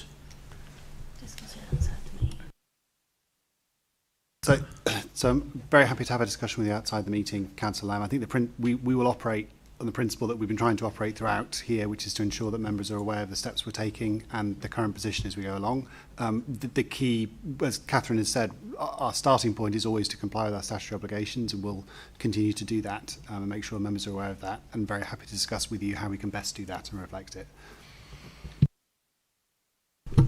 And from my perspective, obviously, your comments will be in the minutes. Councillor Lamb will reflect on those and look about the points you the points you have made in the spirit that we are dealing with this issue. Okay, are there any more comments? Okay, I shall move to the recommendations on page 915. And is everybody happy with those recommendations? That's great, thank you. So we'll move on to item 18, please, Councillor Pryor. Thank you, Leader. So this is the Leeds Kirkgate Market Strategy, which will take us up to 2031. So Leeds Kirkgate Market continues to play a vital role in the life of our city, both economically and culturally, and this updated strategy ensures that we build on that strength. So the last market strategy, which took us from 2021 to this year, 26, was heavily focused on how we recover from the pandemic. Now, since then, footfall has risen significantly in the market in recent years, with more than 5.9 million visits in 2024. That's 4% up from the year previous and 33% up from 2021. And I think that's a clear sign that the market's growing appeal to both residents and visitors. We've also seen strong demand from traders, with new businesses continuing to open and high levels of occupancy on the indoor market. We've had 69 new businesses that have opened in the market since 21, taking occupancy from 83 to 88% in the indoor market. So as part of this paper, as these major developments progress, including the Stack Outdoor Market proposal, this strategy will help ensure the market remains vibrant, welcoming and sustainable, supporting local enterprise while continuing to serve as one of Leeds' most important community and economic assets. Thank you. Thank you. Are there any comments on this paper? Councillor Lamb, please. Yeah, thank you. Thank you for the introduction. Kirkgate Market is one of the jewels of Leeds, I would say. It long has been. Its role has been a constant through generations, and it has to evolve as time goes on, and it's right that it does. The role of the city centre is very different to what it was even 20 or 30 years ago. It's far more of a residential community as well as being a city centre hub. And so the nature and type of people it serves has become much broader, and it's a challenge and an opportunity rolled into one. So I broadly welcome the report. The one concern I'd like a bit of reassurance on is that there's a very fine balance to strike, that the council has a lot of competitive advantages. It's got other challenges as well, but in terms of being a player in the city centre, there's a danger that if we don't deal with this sensitively, rather than complementing other businesses in the city centre, we almost have an unfair competitive advantage. And there are concerns that you're aware of. I can speak from personal experience as to how challenging retail, hospitality and leisure is for large and small companies. To say the new government is not helping whatsoever, and those people would not thank me if I didn't say that in this forum. So it's how we get everybody at the table, and particularly the small independents that are raising serious concerns about some of the aspects of the market strategy, and reassure them that actually this is designed to get more people into the city centre overall. It's about making sure this benefit isn't contained within the market, but this is actually about giving people lots of different reasons to come to the city centre, and that all businesses get the opportunity to benefit, particularly in what is an extraordinarily challenging time. And for too many small businesses, it's an existential position, and it only needs one more tiny nail to say that it's just not worth it anymore, and that will be to the detriment of the whole city and the city centre, and it will impact on the economics of the market as well. So that's really the reassurance I'm looking for, making sure we're being complementary, not having an unfair advantage. I would say on top of the huge footfall we've had in Kirkgate Market, we're also seeing increased footfall in the city centre and increasing since COVID. Leeds train station has had the largest footfall, I believe, ever, or certainly since COVID. And this is one part of the offer. We work with city centre management to make sure all businesses are supported. And you're absolutely right about the changing nature of the city centre. We've got much more city centre living. With the development of the new town as well, that should increase significantly further with tens of thousands of new homes right on those businesses' doorstep, and we're going to do everything we can to make sure that having those people living nearby, those local and independent businesses can really benefit from that. Councillor Lamb, please. Yeah, it's a quick point. The footfall increase is great. Do we know and measure how much of that is down to more people living in the city centre? And in terms of actual visitors, what is the footfall comparable for that? Angela, please. Thank you. So I'll answer that in two parts, and also say we had a very detailed discussion at Scrutiny Committee very recently about footfall as well in the city centre, and perhaps Jane and Steve might want to add. In terms of that comparison about footfall of people who are visiting versus people who are living, I think the train station and the commuter floors are really good examples of that, because you're not necessarily arriving at the train station if you live in the city centre. And we're not just back to COVID levels, we're back to pre-COVID levels, so 2018. And last year we saw a 5% increase on the year before, so we are certainly seeing, despite some of the challenges of the rail sector and predictability of travel, that still more people are arriving in our city centre. So we are confident that that footfall is increasing. I'll probably hand over to Jim, because obviously people aren't just coming to work or live. People come a lot for our cultural offer, and we saw that through our Christmas markets and all the work that we've been doing through Leeds Museum and galleries. But just to come back to that independent nature of the city centre, I think the unique thing at Leeds is celebrating that independence, and certainly at the markets you've got over 220 independent traders that we are desperately trying to make sure that we can keep the market a commercial and viable business. And not just for those traders, but the start-up, scale-up businesses it really supports in the city, in what you know probably too well, Councillor Lamb, the retail and that leisure hospitality sector.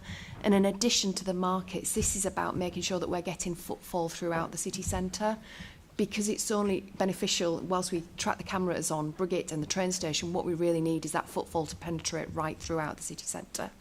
And when getting more people, you get increased safety as well. And that's another reason about getting more people into the market environment. But perhaps Jane might want to pick up on the wider footfall elements.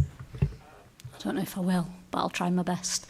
I think just in the first instance, I think it's really important to reflect the role that the Markets Board play in this. So we have a cross-party Markets Board that are really proactive and really supportive of the work that we're doing, and actually really take account of some of the issues that you've raised, Councillor, and we have had discussions about the offer at the market.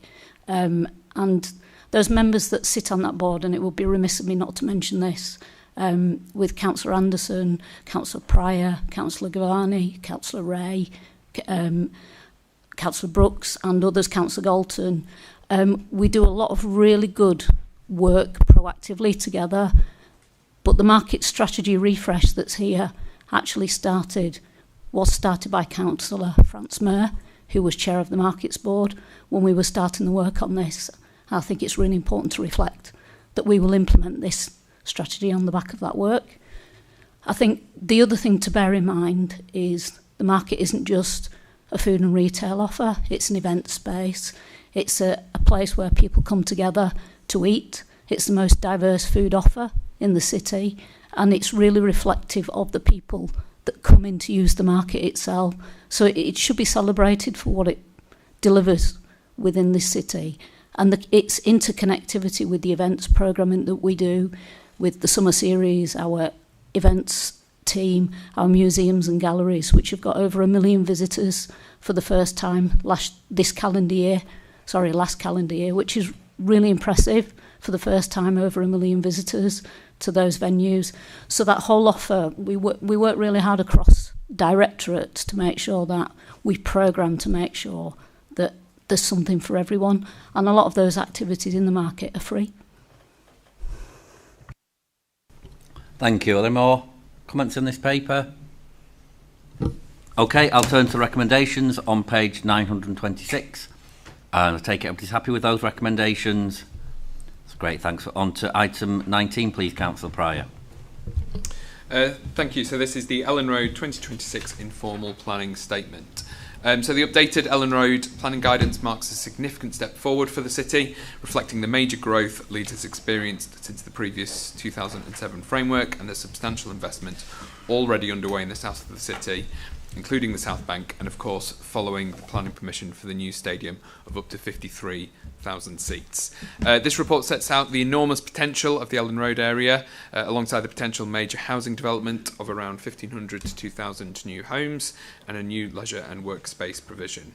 So building on the momentum of the South Bank, development at Ellen Road, creating a mixed-use neighbourhood, will help create a stronger south-east corridor and one that will become a central hub for future economic growth. Regenerating an area adjacent to an internationally renowned football stadium also presents a unique opportunity to reinforce Leeds' profile as a city with a proud sporting heritage. Ultimately, the transformation of Ellen Road will help drive forward our Leeds economic vision, enhancing our global reputation and attracting further international investment and talent into our city. Thank you. Are there any comments on this paper? Councillor Lamb, please. Thank you very much. Yes, well, I wholeheartedly welcome this approach, and the opportunity around Ellen Road is huge. For too long, both in football terms and city terms, that Leeds has been a championship city. It's good that we're a Premier League city. Good point last night for those Leeds followers. The West Ham could do with not keeping chase, but we should be pushing on to be a Champions League city in every regard, and this kind of transformation is what it can do. We're going to talk about the transport aspects next, which are concerning, but this is the right thing to do. We should be absolutely embracing it and really trying to transform that part of the city. The potential for economic growth is huge. Around there, we just have the unspoken thing. We're going to come to it next. Is if the transport infrastructure isn't right, we're not going to unlock the full benefits and potential.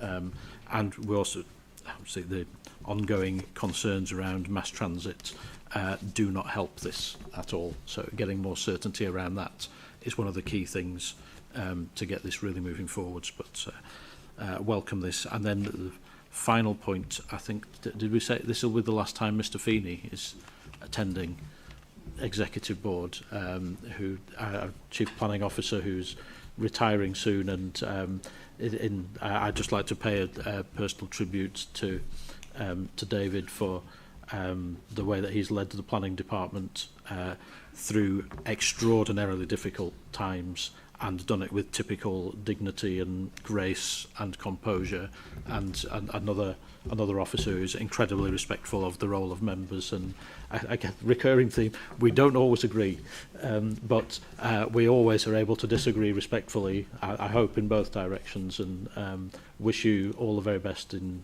your retirement. And now you can answer all my questions, please.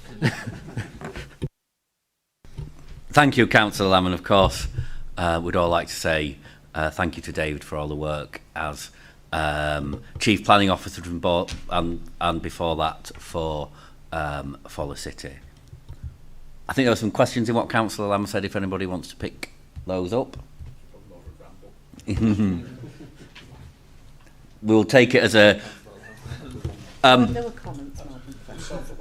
We will take it as Councillor Lamb's confirmed. There weren't any questions there. We'll take that as a welcome contribution, and certainly it's a very positive site. So I'm going to turn to the recommendations on page 962, and check that everybody is happy with those recommendations. That's great, thank you. As the meeting's been going for 2 hours now, I'm going to call an adjournment for 5 minutes, and we'll come back at 5 past for the last 2 papers.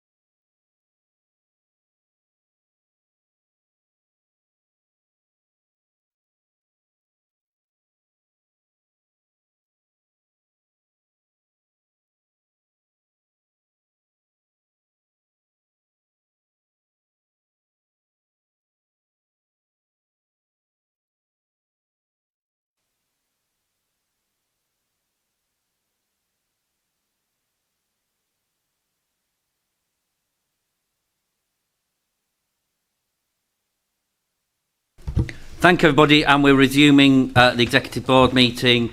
For people following on the coupon at home, we're on item 20, which is on the Councillor Pryor's paper. So I'll invite Councillor Pryor to introduce this item, please. Thank you, Leader. So this is the Leeds City Council endorsement and formal adoption of West Yorkshire Local Transport Plan.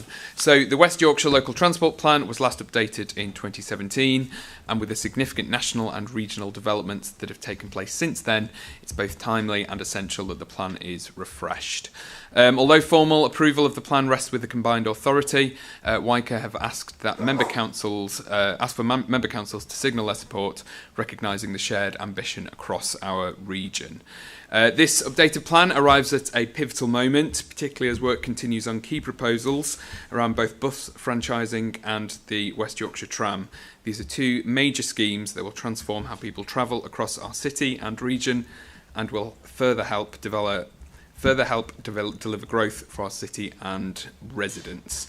And Leader, if you will allow, of course, adjacent to this strategy and of great concern at the moment, and I think filling all of our councillors' inboxes, is the urgent need to tackle potholes across the city and the conditions of our roads. Obviously, as a council, we've had 14 years of cuts, so our ability to tackle these over a prolonged period has been significantly diminished. And then to severely exacerbate that existing problem, we've had the wettest January on record. While we usually see an annual freeze and thaw effect damaging our roads, this year the constant rain has led to failure in the unbound layer under the surface of the road, causing the surface layer to fall. As an example of this, last week we had a day where we had 300 reports come in when we'd usually expect around 30. We are really seeing the tangible impact of climate change on our roads, and while this isn't a problem unique to Leeds, our approach to pothole repair does need to shift to provide a better long-term result. I just wanted to reassure the board and residents that we are looking at new technologies to ensure that we are repairing roads as efficiently as possible, as the quicker and more efficient repairs are, the more we can do. Indeed, last week, Gary and myself and a few others went to see a JCB pothole Pro on Scott Hall Road. Now this takes off the top layer of a road in 7 minutes, which is usually a job which takes a team of people a couple of hours to do. So this has got the potential to really speed up work. We are looking at a few different options, though. We're really keen to embrace new technology here. There isn't a quick fix to these potholes across the city. There is a backlog, so this will take time, but I just wanted to reassure the board that we are taking this seriously and looking at getting on with repairs as quickly as possible. But on the West Yorkshire Local Transport Plan, we will continue to work in strong partnership with WICA as the plan is implemented, ensuring it guides future decision-making and funding bids, helping us deliver on Leeds' wider ambitions. Thank you. Thank you, Councillor Pryor. Are there any questions, please? Councillor Lau. Thank you. I didn't know we were going to be talking about potholes, but it'd be remiss of me not to contribute that. Yeah, my inbox is, I suspect, as full as many other people's, and it's, along with speeding, the main topic of conversation at all our parish councils. Some are asking, is it a deliberate policy to try and slow the traffic down by having the road in such a poor state of repair? We don't control the ranges yet. I would wholeheartedly support the purchase of the machines you just described. I wish I'd known. I'd have brought my brochures down of various other alternatives that are available that can fix up to 150 potholes in a day with one person operating the kit, and there is a real opportunity embracing new technology to catch up the £288 million and 19 and a half year backlog of highways maintenance that's been built up in Leeds. So anything we can do to get on top of that will absolutely have our support, and we'll talk about that a little bit, I'm sure, when we get to the budget next time.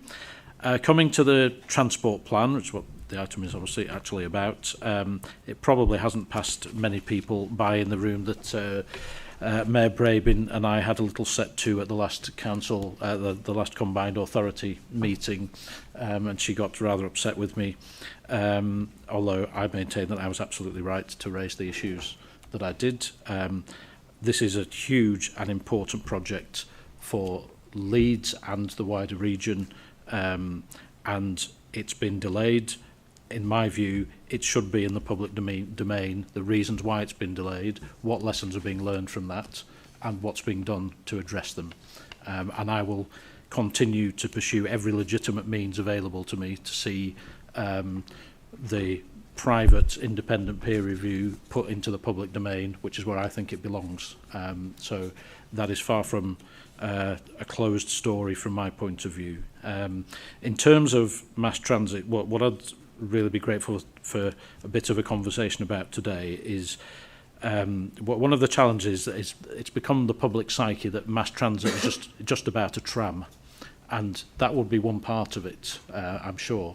But mass transit is actually about an integrated system of how you move people around. It's about all of the modes of transport and how they interact with each other, from private motor cars to rail to bus rapid transit to tram to cycle and active travel and everything in between. And one of the many frustrations I have with the combined authority, while we all share the ambition, it's become too much of a closed shop to alternative ideas and suggestions. I think one of the things we should be pressing them to do now is to look at quick wins. It isn't all about a tram. Some of it is about better priority signals for buses, speeding up journey times, waiting till the late 2030s for the big bang is one thing, but actually there's things we could be doing now that could shave 5-10 minutes off people's journey times quite quickly. And I'd like us to be pushing them to say, in parallel with making the case for mass transit on a large scale, they should be making the case to government to allow us to implement some of those quick wins now, so that people can start moving around the city faster. That would give us a big economic boost in the short term, and it would help to pay for mass transit down the line.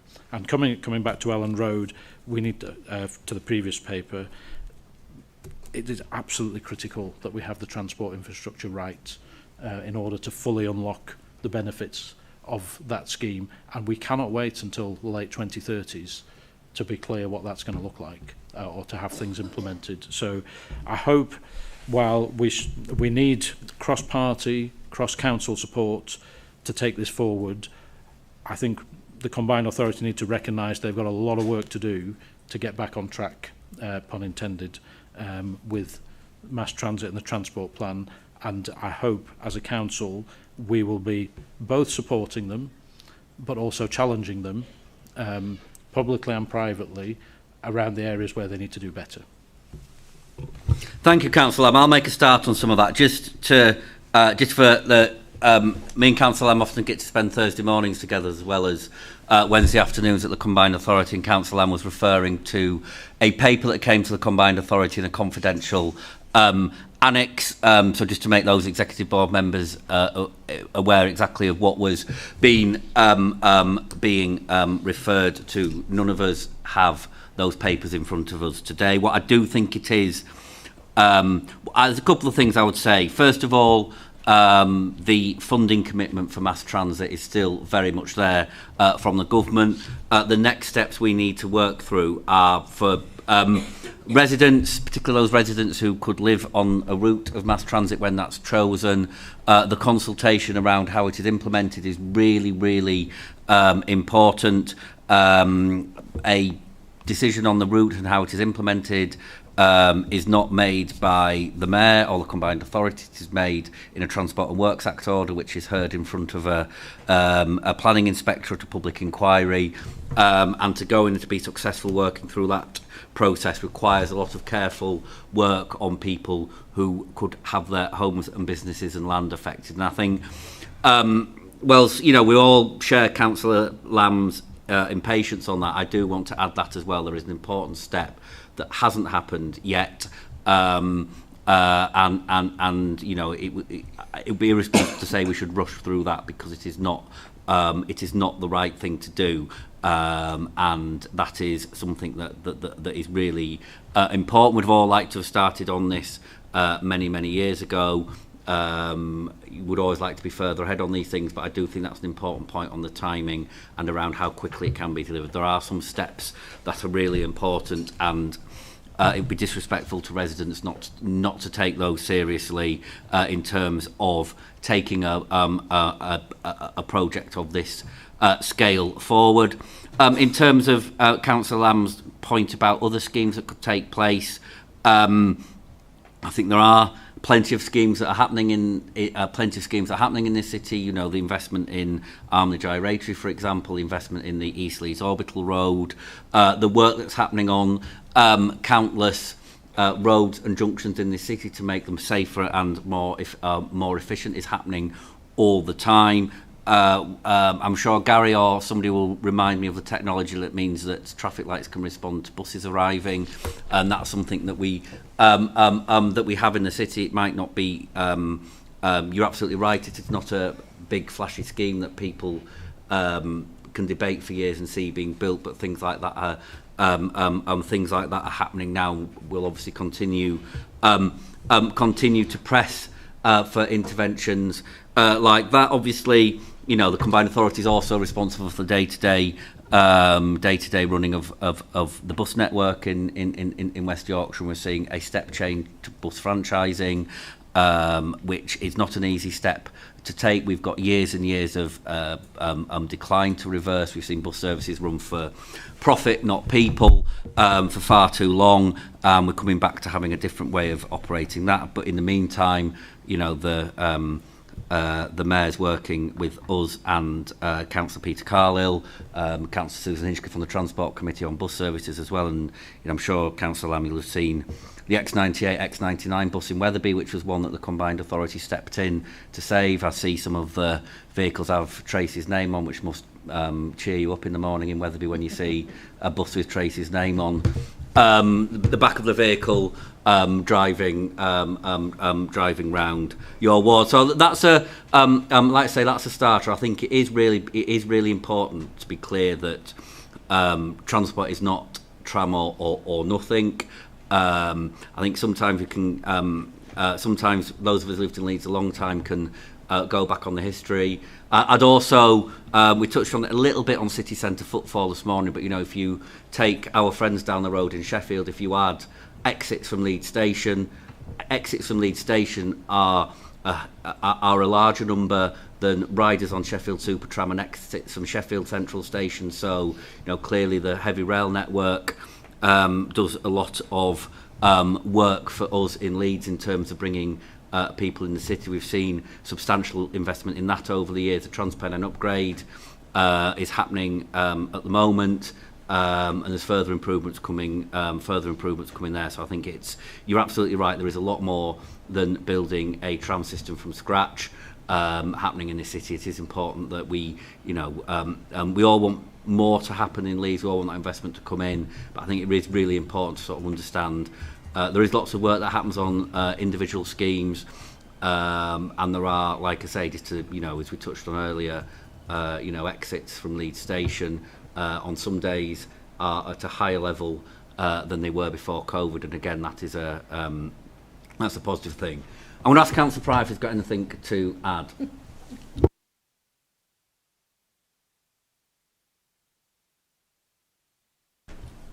Angela Gary. Thank you, Leader. I suppose I would add two things. One is to give Councillor Lamb the assurance that where we can take risk to certainly promote transport improvements, we are doing that, and there is a great example in terms of the station at the minute. That is Network Rail's asset, that is WICA's funding, but it is our name on that construction contract, where if we hadn't have stepped in, then we would have perhaps lost nearly £46 million worth of funding. And we did that because our city centre was growing and we needed to make sure that the capacity in the train station could keep accommodating that. And there are lots of other examples of such as that around the city. The other thing I would add is journeys are very rarely taken for the sake of a journey's sake. They are a destination to somewhere, and certainly when we speak to our young people, and certainly the young people that are attending the apprenticeship fair at the arena today, their biggest concern is how they get to jobs and how they get beyond their existing communities. And so we're doing a lot of work about that friction and making sure that our young people can have the benefit of that improvement right now. So whilst mass transit in the form of a tram is certainly an aspiration within the next decade, what we're really looking to secure is improvements over the next 10 months that people are really tangible to all of our people. Gary, is there anything you would add? Thank you, Angela. All I would add is we spend a considerable amount of time discussing major projects like Armley Gyratory, Lawnswood roundabouts of this world, but equally and probably more, we spend a lot of time talking about day-to-day improvements that we can make, be it highways maintenance or some of the things that Councillor Lamb has said in terms of traffic signal improvements, urban traffic management control, which will eke out capacity on the highway network, which will benefit all, but particularly buses, but it will benefit all users. So, and at the moment, there are live discussions about funding, which will come to a head over the next few weeks. And we are pushing for significant buckets of funding, as they're being called, to allow us to reach our ambitions. So that's a live debate that's being discussed. In fact, there's a meeting I know that's taking place now, and there's an important meeting on Friday too, and that will play out over the next few weeks and months. Thank you. Thank you. Councillor Lamb. Thank you. Two quick final points in response to that. You raise an interesting point about Tracy Brabin's name on the back of every bus, which I'll resist any attempts at comedy around that. But it's a wider point of what a waste of money. When she loses her job in 2 years' time, how much will it cost to put the next mayor's name on? Why not just say Mayor of West Yorkshire? Why does it have to have a name on? That's a huge waste of money, because that will have to be changed every time there's a new mayor, which is not a sensible use of money. And the final point on the independent peer review, as you rightly say, you and I have seen it. Most people around this table have not seen it.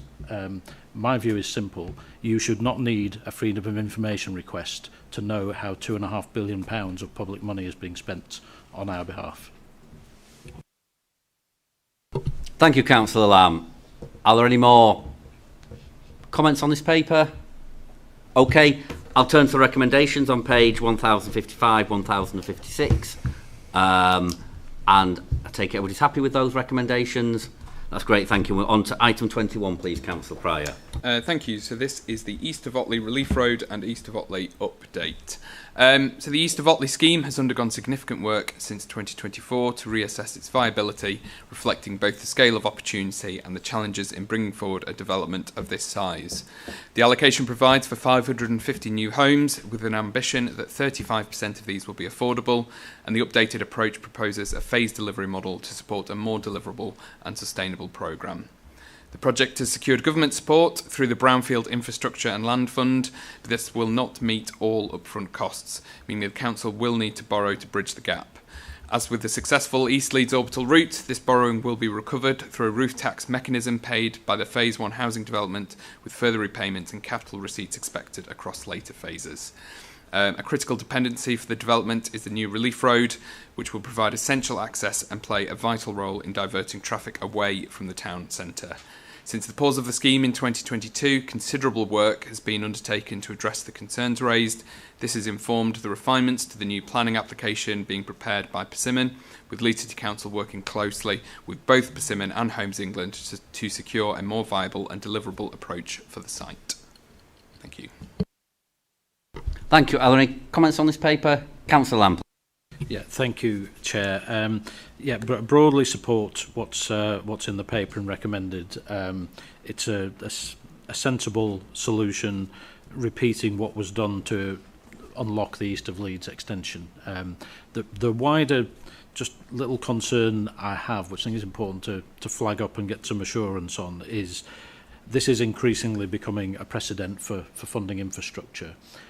And the slight worry I have is what impact it has on affordability of housing for people, because they're going to residents moving into this development when it comes on stream. Obviously, they're going to have to pay their council tax. They'll have an Otley Town Council precept to go with it. They will have undoubtedly a service charge, as most of these new developments do now. They're going to have a roof tax to pay, police precept, and so on. It's adding more and more, and I'm finding when these are happening in my ward, it's not made really clear to people when they're buying houses all of these ongoing costs that they're going to have to cover. So the reassurance I'm looking for is that we will really set things in place, potentially through conditions in planning consents, that it is made really abundantly clear all of the liabilities that residents will have going forwards when they're buying these houses, so there are no nasty surprises down the line. It's better than the other alternatives for funding these things, but we need to make sure people have their eyes wide open when they go in, because we're seeing more and more people down the line finding with freehold and leasehold properties and costs that people really didn't know about and weren't fully informed. And I think it's incumbent on us to use everything we can. It's not necessarily our moral obligation, that would sit with the developers, but we can use our influence to try and make sure that's raised. Angela, please. Thank you. I think there are a number of different issues in that statement, and I'll deal with them in turn. Firstly, the mechanism that's prescribed within this report is only dealing with the planning application by the developer, so there shouldn't be any obligation on the actual residents themselves.